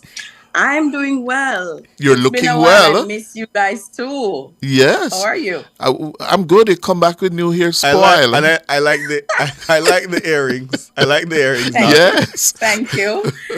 Promoting our natural roots. Yes. Early, so okay. Indeed. Thank you. Good. All right. So we're going to be talking about the cannabis plant. Yes? Yeah, yes, we will be talking about the cannabis plant, and I too want to just express well wishes to all the families that were affected by Beryl, Hurricane Beryl. I know we're still recovering, and it's, looking forward to some of summer. Yes. And what can we do to utilize some of our nature's remedies? Cannabis is one that we traditionally use in Jamaica. Do you guys know anything about cannabis? It's a ganja plant, a ganja. Yes, ganja. Exactly. We have so many common names for cannabis. Weed. Ganja, marijuana, you have Mary Jane, and there's so many different names in Sensimilla. different languages. Right? so many different, if you go in all the different countries that cannabis is grown and available, there's so many different common names that you'll hear. And so many different uses. But there are medicinal value to cannabis, not just the smoking and the traditional religious effect of it or the recreational effect, but what are some of the medicinal value of cannabis? And we want to look at it from a nutraceutical standpoint. Now, it's one of the only plants it is the only plant that has cannabidiols. Now, our bodies also have cannabidiol receptors, so it can actually pair and help our bodies with certain ailments. So we'll talk about some ailments that research has shown improved effects with, and therefore an increase in the medicinal cannabis research. Can we identify, I'd love to hear from you guys, can you identify the cannabis plant? If you see it in the bush, can you say, that is ganja, that's marijuana? Yes, I can identify. Yes, so you have the leaves looking palmate, we'll say. It has those little streaks or leaflets, we'll call them. And we have different types. You have the cannabis sativa, that's the one that's it's narrow and it's normally taller. And then you have the one that has the fatter leaves and normally shorter. You know those as well? I want you to visualize it with me. And then we have cannabis ruderalis, or we call it hemp. It's a cross between the sativa and the indica, and it's used in a lot of the industries where we'll see hemp seed oil, you'll see your hemp seed lotion, creams, etc., and in some products as well. All right, so when we look at the traditional use of cannabis, it has been used from the beginning of ages. So during the 1800s, we have received cannabis in Jamaica when our East Indian laborers came across. And somehow our soil has enhanced the properties of the cannabis. And that's why Jamaican cannabis is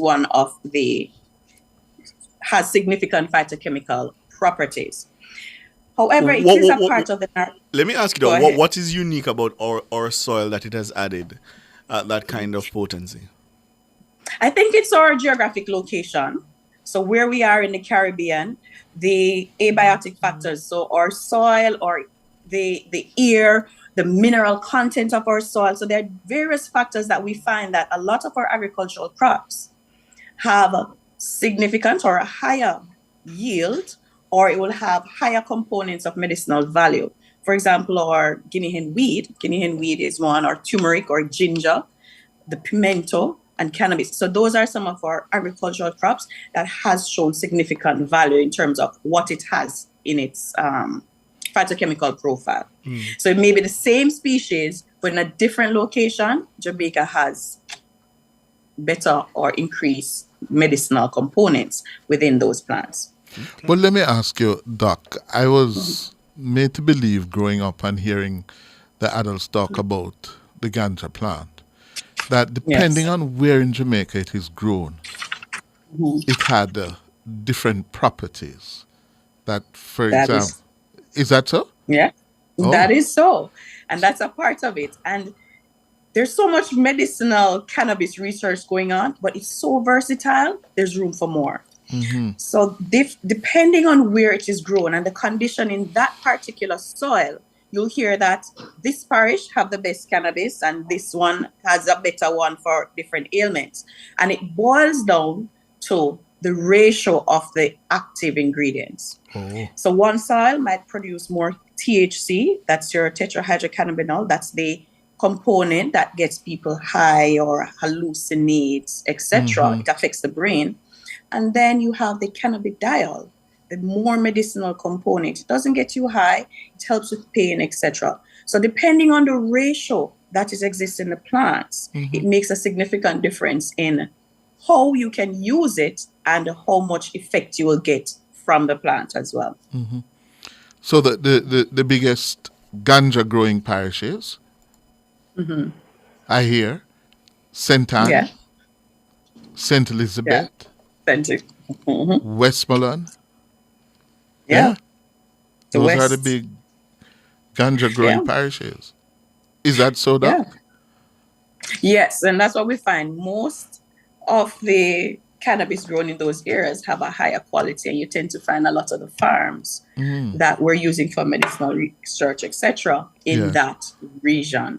But let's talk now, Doc, about what are those medicinal uses. So what are some of the ailments that we see cannabis being effective against? All right. So cannabis plant in general, on average, you have about 100 different cannabidiols in the plant. So significant. It also has over 120 terpenoids. So that's that fragrance. So if you're driving past and a car passes you, you can say, all right, I smell cannabis. Or you're walking past, you can know when cannabis is near because of the terpenoids that's in it. There are different crosses now that you can have. So you can have a citrus, more citrus cannabis or more floral, and all these depend on these components. Now, how we use the plant is due to this particular combination. So let's look at skincare as a start. It's very good with eczema. It's very good with anti-aging and acne and psoriasis and itching and dandruff. And how we can use the cannabis plant, you can create products. So you have a lot of companies will have hemp or cannabis extracts or cannabis oil in their products. So you can have soaps. I have the cannabis soap where you incorporate that leaf and the oil into the soap. You can have your lotion, creams, etc. And it helps to not exfoliate, but acts as a humectant as well. Keep the skin moist and help to reduce that itching that will come with the eczema. It also has anti-inflammatory properties. So if you have like swellings, red pimples and acne, having that application as well also helps to reduce and improve skin quality. You can make a nice serum. So if you have, let's say you get some oil and get a nice massage, you can add some vitamin C and you can create a nice face rub or mask or for the skin, any parts of the skin. So for the hair. Hold on, before we go to the hair, Doc. So help me now. So I have eczema and I want to use the cannabis. What am I doing? Am I grinding it up? What am I doing? How am I? Yes. So you get some cannabis, you soak it in some oil, and then you can use that oil to apply it to the skin. What kind of oil? Like cooking oil? Cooking oil, your coconut oil, castor oil, olive oil. So those are very good oils for the skin. You have so many. Jojoba oil, sweet almonds. So those are some that you can use. But I always say, if you have a carrier oil that you can eat, you can apply it to the skin. Okay. So that works as well. Good old coconut oil then. Coconut oil, that's very good for the skin. It also has its own properties that it will have and pull more of the compounds from the cannabis. And you can mix and blend depending on how extreme the skin irritations are. You can add some guinea hen weed to it. You can have your moringa to it. You can have your shamo lady. So there are different plants you can combine with it to make it even more effective. Yes. Looking at the hair, you can do that same oil soak for the hair, but I would say add some nettle. Because nettle is very good for the hair. It stimulates growth, especially if you have alopecia, if you have hair loss and dandruff. Soak your cannabis with some nettle and use it to massage the hair. And you try to massage down as well and get it to spread as much as possible. And create your own hair oil. If you want to make a hair oil with that, you just add some beeswax and you can thicken it a bit if you don't want it as runny. But then if I do that, Doc, Me not gonna smell like ganja. And then if I put more time, please. And that's where essential oils come in. You can also to give it a little nice smell. Oh, okay, I see what you mean. Some sandalwood, and you have that male fragrance. Like when I make products with it, nobody leaves smelling like ganja. So you can actually take a plane without not sniffing. You're right. Okay. So you can have that as well. Cannabis and the eyes. Have you heard or known about its use with the eyes? Have you ever heard anything about that? I vaguely remember reading something about... Was it glaucoma? Yeah, glaucoma. Glaucoma. I vaguely remember reading about that. Yes. Two Jamaican, the famous Manley West and who was the other one? Yeah. What's the name of the other one? I don't know. Professor Manley West and the other one. I didn't even know it was Jamaicans. I just remember reading that it was good for glaucoma. Yeah. It is, yes, and it helps reduce the pressure in the eyes. And these scientists worked on a formulation, and we have those available to us today. Traditionally, cannabis has been used as an eye drop or an eye wash to help with clearing up the eyes and also pressure in the eyes. You can also, at night, if you have that soak, you can use it to massage around the eyes. If you have like the sleeping, you call them sleep bags. I don't know, the swollen eyes and so on. And and that helps to relieve the pain and the redness as well. So that's some of the things we can do for the eyes. For the eye wash, you just ensure that you have clean water, make a tea, and you can have it to wash your face and get it running out.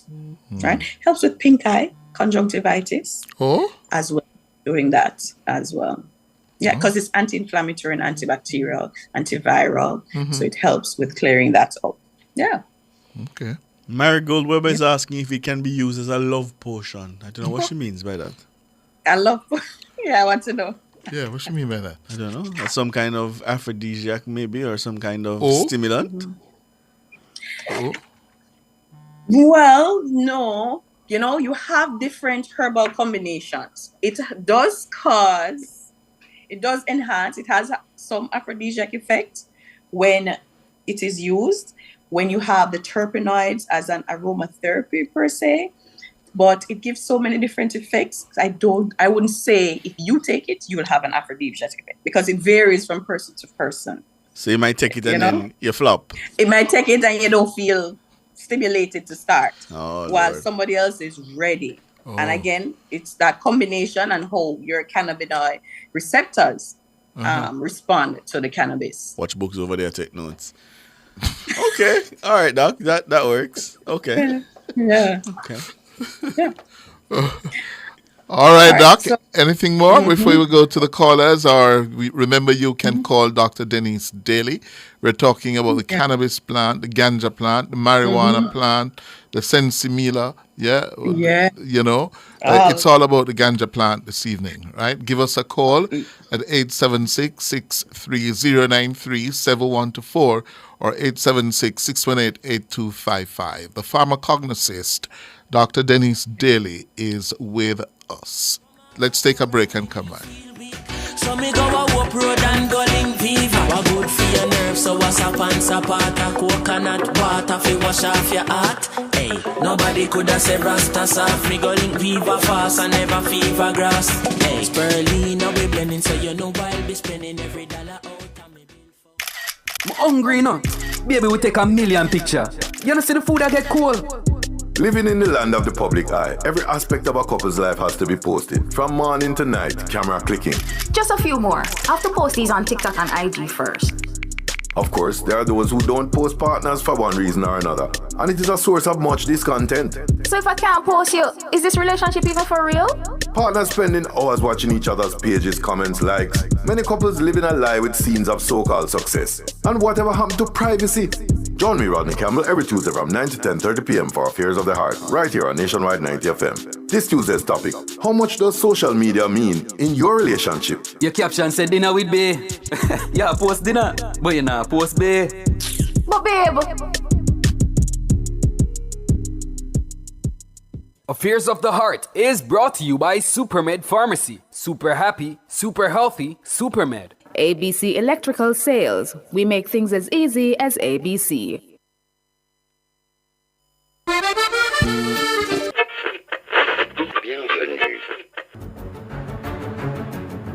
I stay locked into Olympics because, of course, I'm Jamaican. I tune into the Olympics, but I'm always busy. What have to know when Sheikha Jackson beat Shakari? She's storming to victory here. Watch the clock. This is so fast. Brother, I have to see every notification for the Olympics. Me, we want to hear every run. The Jamaican's coming. He's closing. What a performance. Every jump and every fling. Oh, wow. Oh, that is Live. Nothing can miss me. We're always on the move. So while I'm driving, Thompson here from 60 odd, moving away, and she gets the victory. she's jogging, or at work, Hurry! The race is about to start. we can't miss a beat. Oh, me? Because we keep it locked. To the only station for the Paris Olympics. Nationwide. Nationwide. Nationwide. 90 FM.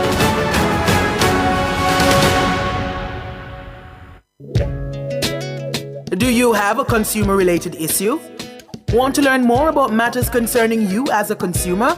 Well, keep it locked to Nationwide 90 FM for the Consumer Hour with me, Nora Gay Banton, weekdays from 9 to 10 a.m. For all your consumer-centric matters, stay tuned to the Consumer Hour on Nationwide 90 FM, a revolution in media.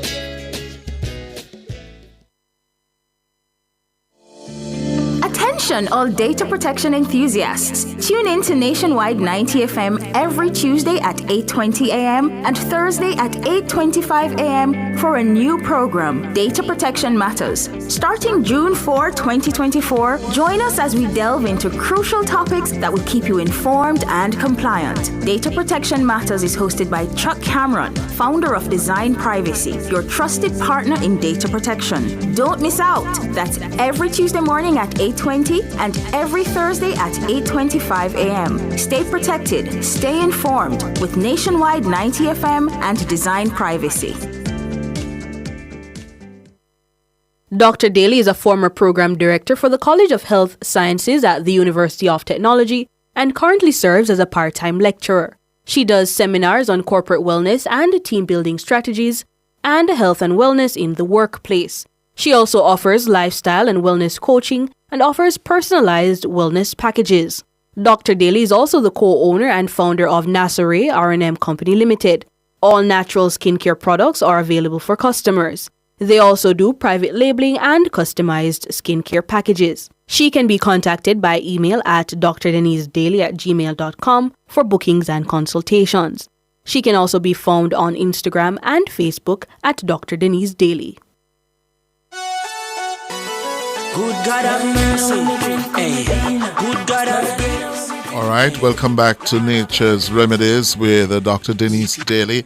We're talking about the cannabis plant, and Dr. Daly is taking your calls. She's here. We're also going to read to her your feedback on WhatsApp. Dr. Daly, Yes. I don't know how you'll react to this one. Barbara Ellington, out of Central Jamaica. Barbara writes, I smoke a joint every now and then. Doctor's orders. Like Chantel. Not necessarily, because it has been used for medicinal cannabis. So they call it medicinal cannabis, where some persons are given that okay to smoke it to reduce anxiety, depression, or pain from post-chemotherapy or surgery, cancer treatment. So there is a lot of cannabis tinctures, oils, and joints being used that are being recommended from integrative doctors and different practitioners. Yeah. Just to remind the listeners, the numbers to call are 630-937-124, 618-8255. We always talk about side effects, Doc. Yes. Yeah. What are the potential side effects of cannabis? Obviously, you can hallucinate and that kind of a thing. What else? That is a major part of the side effects of cannabis. It can also it disrupts the central nervous system. So it's very delicate, especially for young people. It can cause a lot of disruption in we call it your nerve impulses and the transfer of messages from one nerve to the next nerve. So research did show that the younger you start, it can affect your overall mental processing and function, etc. But then you have other research or other studies that shows that it does no significant damage. However, I would advise overall, the younger you are, the more it can cause significant damage to your central nervous system. So it can cause hallucinations. You can cause depression for some persons. It can debilitate some nerves and therefore some limbs. So different things can happen and different effects based on the type of herb that is used and the source of the herb. You will hear persons who use cannabis to say, ensure that your source is true. Are you planting it? Are you buying it from somebody else? Are they lacing it or adding other ingredients to it? Because we do have unscrupulous persons that will do that as well. So a lot of things can be compounding and to affect. I'm imagining you have to abuse the substance. And when we talk about abusing it, explain that. Is it when you're using it too often, too much times a day? What does that constitute? Overdosing.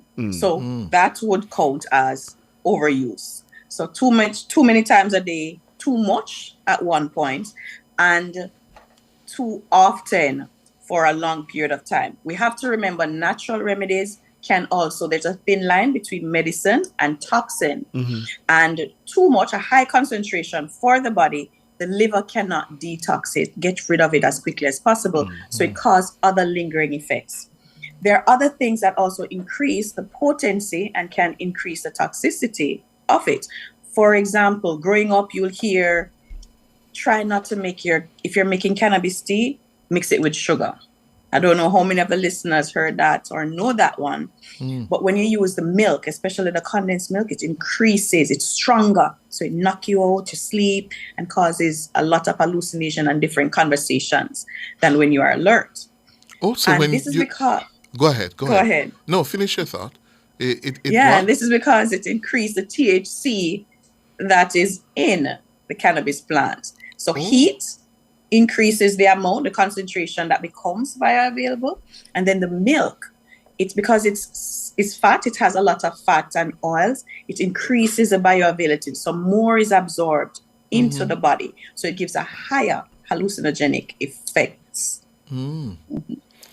Here's one, and I read it because what Ricardo said to me a short while ago. Good evening. This is from PB. Good evening, everyone. My friend and I drank the tea. Couldn't stop laughing all night into the other day. I was tempted to write my will. Never again. Ricardo, tell the listeners what you told me a while ago. I'm familiar with the excessive laughter. I'm familiar with the excessive laughter. And what did you imbibe? I had a cookie. A ganja cookie? I had a cookie. And you were just laughing? Whole night. At the stupidest, the silliest things, you know. If you ask me, Ricardo, you eat yet? Me laugh about 10 minutes. It was surreal. What was happening to him, Doc? And that's the effect on the central nervous system. So it's a heightened, you're stimulated and jovial. And that is due to the higher THC that you get. Because when you bake it, it's even more concentrated. So you're getting a high dose. And then your body now has to work to get the dose down and out of the system as quickly as possible. So you're utilizing it as much as possible. And then some persons respond by just sleeping for a long period of time. Right. So I got a message here from a listener, but I don't know if I can read this because I don't know Broadcasting Commission might shut me down. Don't. But she does say that it puts her to sleep and causes her to overdo a particular thing. Which causes an excessive, how do I put this? An excessive reaction that is pleasurable. I think that's safe. Oh, okay. Yes, Okay. I think that's safe. That's Okay, safe. that Yes. is safe. Okay. Well, again, it goes back to the heightened and stimulated nervous system, central nervous system. So that response, anything that brings the joy and gets you excited, is enhanced, so to speak. Interesting. Okay. But that could be a little dangerous if you're in the wrong And place. that's where the thin line between medicine and toxin. Say the wrong place. Yeah, the wrong place. Yes. Someone else is also saying it makes them eat a lot, Doc. What could be the reason for that? That they eat a lot? Open the appetite, because some persons will take the tea, will drink the tea. For example, persons on chemotherapy or other chronic diseases that have no appetite, they'll drink the tea and allows them to eat a little bit. Plus, it also provides a lot of vitamins and minerals. It's high in polyunsaturated oils. So opening the appetite, you tend to want to give in and eat more and have more. Okay. We're talking about the cannabis plant with Dr. Denise Daly inside Nature's Remedies. We're taking your calls on 876-630-937124. That's 630-937124 or 618-8255. Financial Quest is asking, can we drink it to have the same medicinal effect as smoking? Drinking, I would say drink it. Drink it, tinctures. Smoking is not for everyone. I'm not promoting the smoking aspect of it. I know we use it as for different religious purposes and so on, but you can get the benefits similar to your other medicinal plants by drinking the tea, having the tincture, creating a pain rub, soaking the plant, had some pimento, your bastard cedar, and creating a joint, a rub for your pains and so on. So similar to your other medicinal plants, drinking as a tea, tincture, and external use is how I would advise you can use your cannabis. Kurt Buchanan says, I drank it once, and that thing told me to go to the bank, and I withdrew 600 Canadian dollars and went back to sleep one whole day. Okay. So again, disturbing the brain and function. Yes. Yes. So it's a very powerful plant. MS is saying it's kind of like the blue pill. Really? I don't know anything about any pills. Yeah. Blue pill. I don't know about that. You don't know what's a blue pill? You don't know what's a blue pill? The only pill we know are Panadol and it white. The blue pill? I don't Viagra. I don't need any blue pills. Oh. Yes. No, you don't have to use it to know about it. I mean, just I don't know about a blue pill. You know blue pill? Yes. Oh. Yes. Oh. Me only know white pill. Panadol. 630-937-124 618-8255. Those are the numbers to call. The segment is Nature's Remedies, and we have with us, of course, Dr. Denise Daly. We're discussing the cannabis plant, yeah? What about incorporation into our daily routine? Would you recommend that? Daily? No, because it's very strong. You can, again, if you're experiencing extreme pain, then you can have the tea and you can have it to balance your blood sugar. But there are other plants that do not have the hallucinogenic or the psychoactive effect that you could have. So there's so many alternatives. So I wouldn't say add it to your daily routine.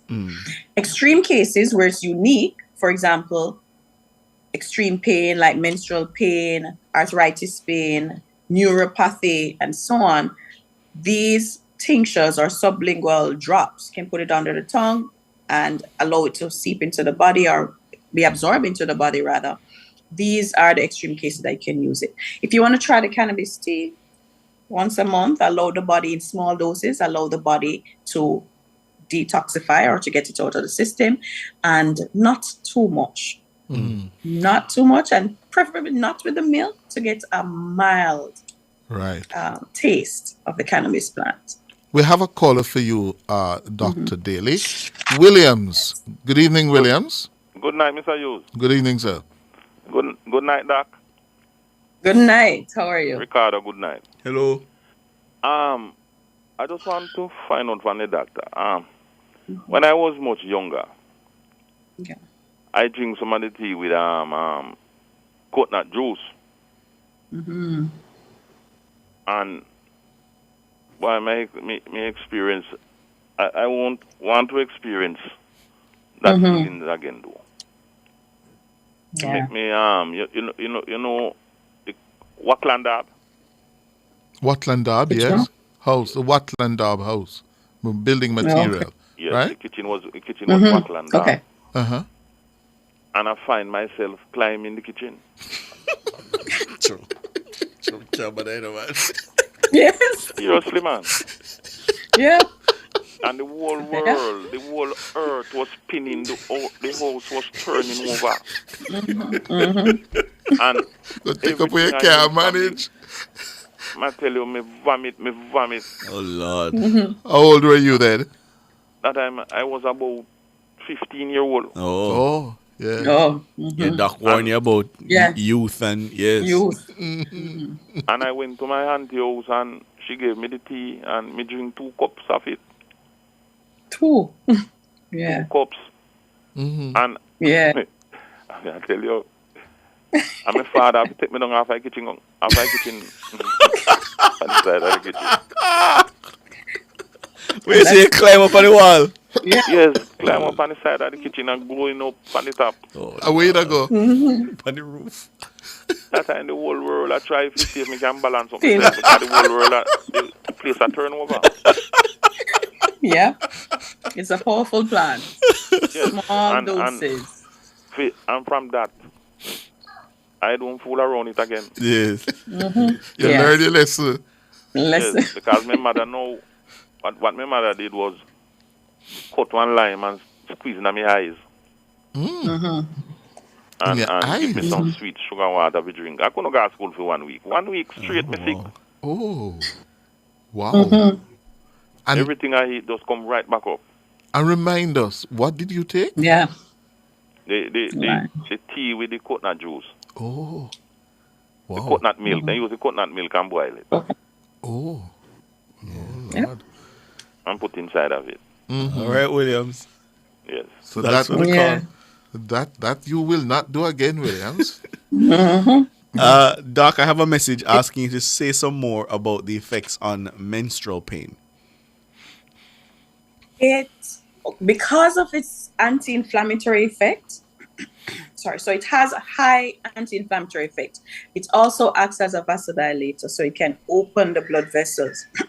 So it really helps with menstrual cramps and with pain, and it helps with the nerves. So you can have it as a tea, and preferably have it before. So if you know when your period is gonna come, you can have it the day before, a couple hours before, and it helps to reduce the pain significantly.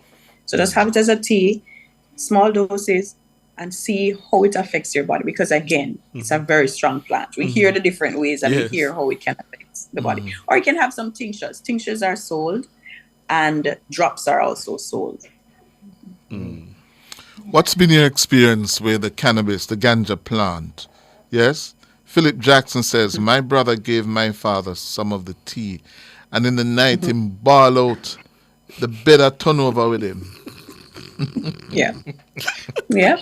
You'll hear a lot of the hallucinating stories. The laughs, the cries, the stimulations. Yeah, it's extreme. The vomiting, again, that's a response from your body. Too much is in it.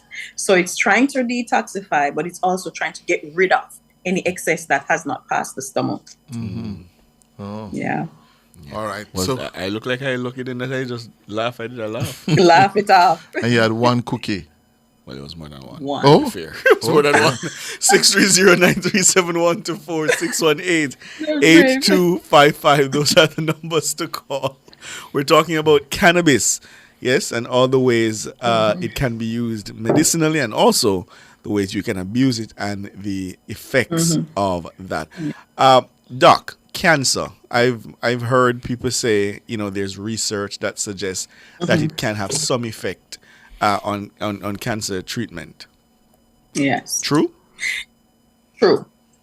The cannabis extracts, research has shown that the cannabis extracts, when they enter the body, there are different modes in which it can be taken, whether by IV injecting or orally or by tea. Once it's inside the body, it is able to invade the cancer cells and causes them to pop. So apoptosis. It also inhibits the growth. And that study where it inhibits the growth was done with leukemia and with breast cancer. So those are one of the research that shows that as well. We've seen it with prostate cancer as well and other types of cancer. A lot of these have been in cell lines.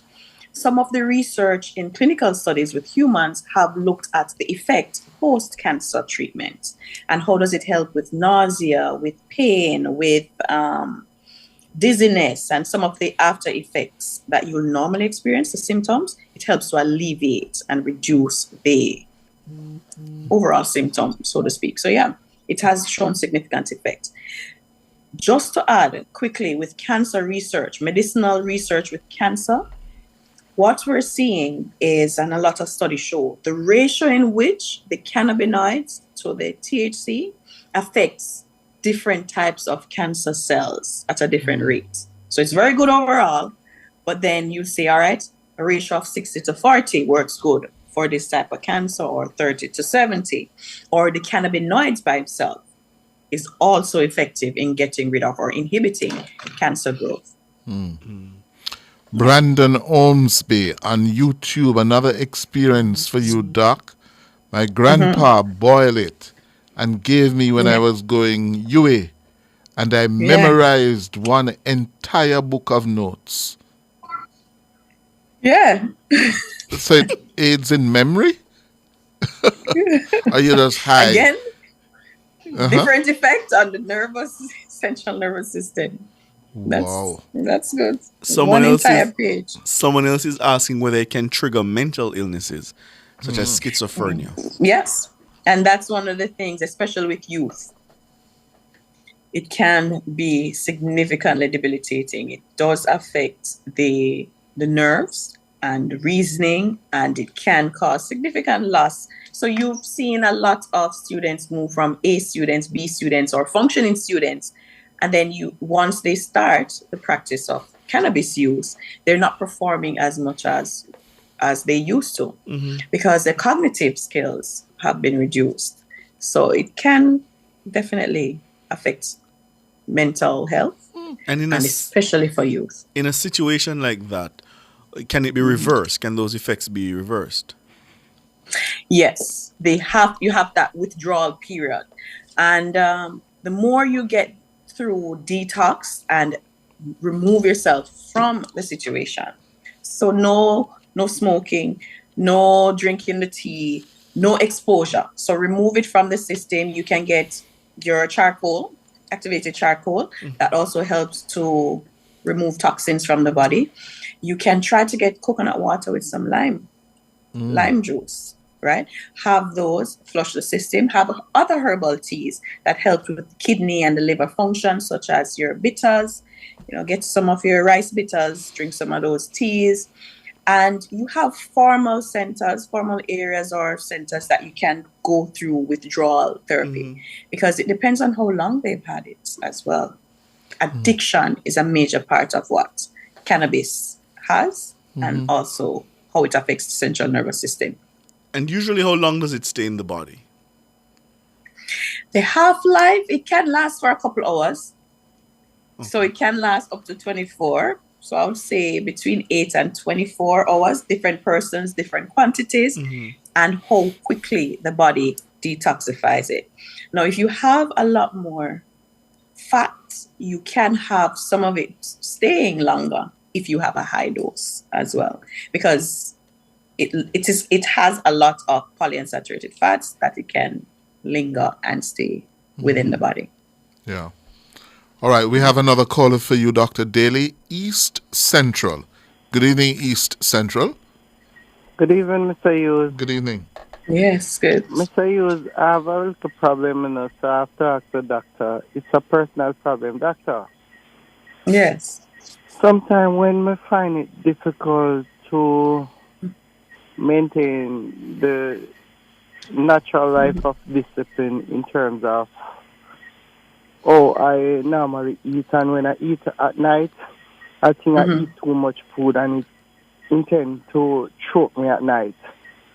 Or is it that I am eating late, and when I eat late, I just go to sleep?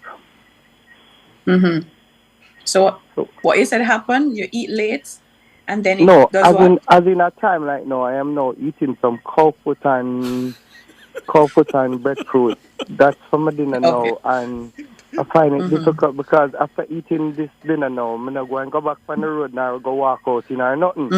So at night, I find it difficult in terms of the way forward. At night, it's come like more and choke. Yeah. What? And go ahead. First of all, why you eat cow food and breadfruit 8 o'clock at night? And that's my dinner for this evening, Sir Ricardo. Yeah, but you could have eaten that earlier. You said you had a big waka food that in the hours at night.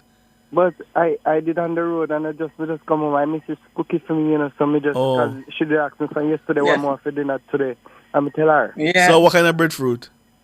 Just regular breadfruit off I chew them again next week. You roast it or boil it?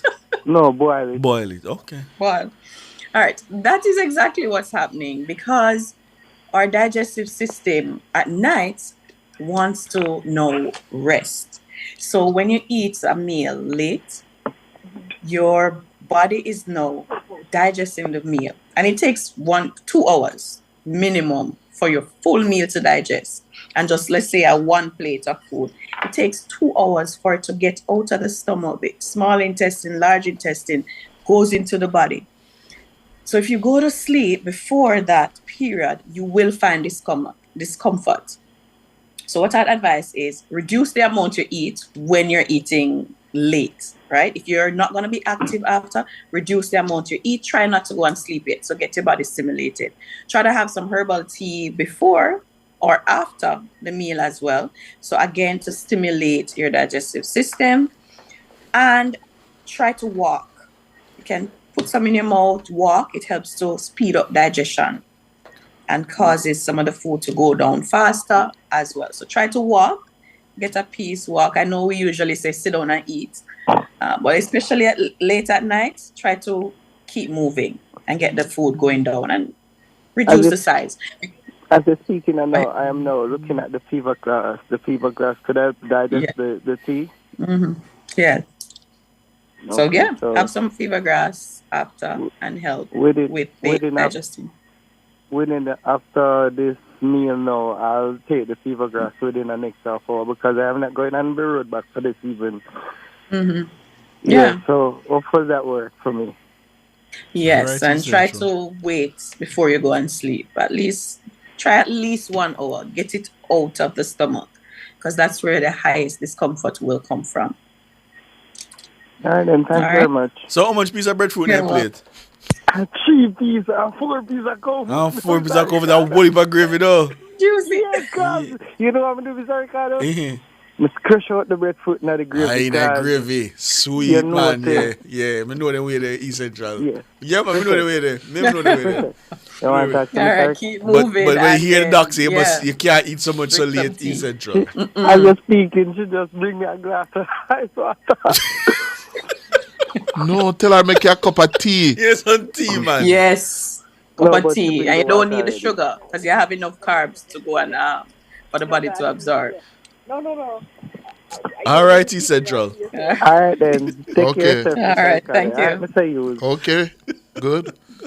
Enjoy your cold food. He's one of my favorite callers, isn't it? Yeah. 630-937-124, 618-8255. Those are the numbers to call. Man, same squish out the breadfruit and gravy. Yes, smash, bro. Let me see what's going on. The YouTubers, they're advising him to cut the portions. Cut the portion. Yeah. That's a heavy meal, though. At this hour of the night. Yeah, man. The lighter the better or none at all. Just to have the tea. Doc, this business of the cannabis plant, if we could, I don't know how much you know, this is a huge multi-billion-dollar business in the world now. It is. Especially the pharmaceutical side of it. Yes, it is a significant market. And I have some figures like millions worldwide. For example, the nutraceutical industry for just cannabis is over 3 million US in sales. Right? USA is the largest market and the largest grower.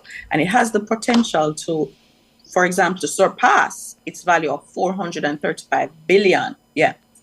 Because of its tourism aspect of it as well.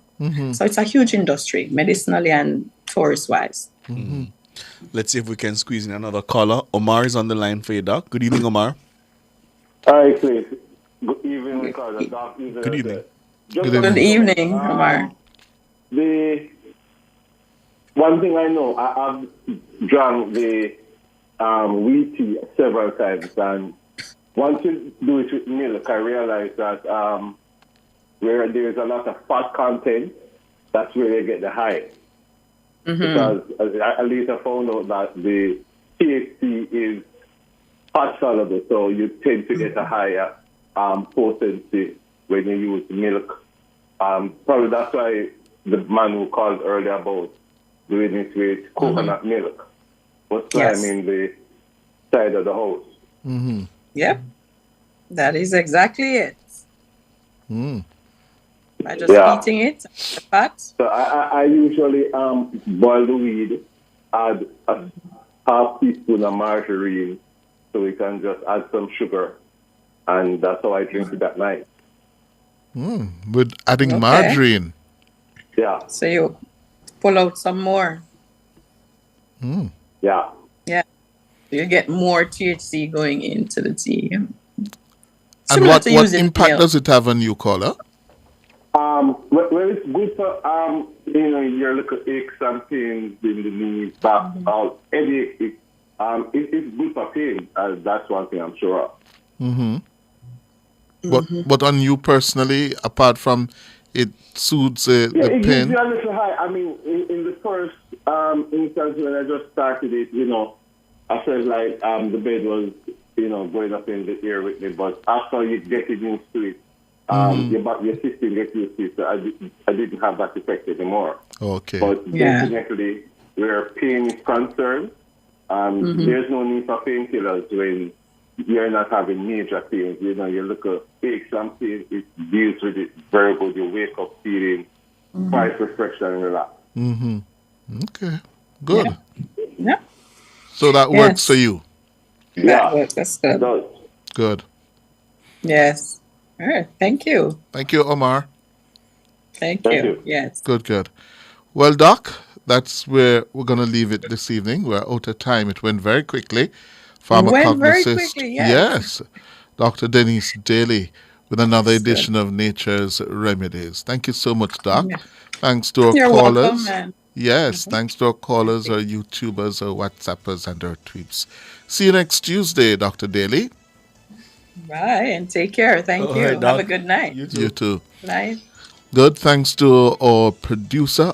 We should tell you that the earthquake unit has confirmed that there was a small tremor felt around 6 to 14 minutes to 6 this evening. It registered 3.7 magnitude on the Richter scale. The epicenter was 10 kilometers south of Hope Bay, Portland. Yes, at 5:46 this evening local time. 3.7 on the Richter scale. A focal depth of 6.2 kilometers. It was reportedly felt in Kingston and St. Andrew and St. Catherine. That fault Portland line area, yes. Hope Bay, yes, in very Portland. Active. It just keeps on shaking, moving. Yeah? Wow. Oh, God. Have a good night. I'm Cliff Hughes. And I'm Ricardo Brooks.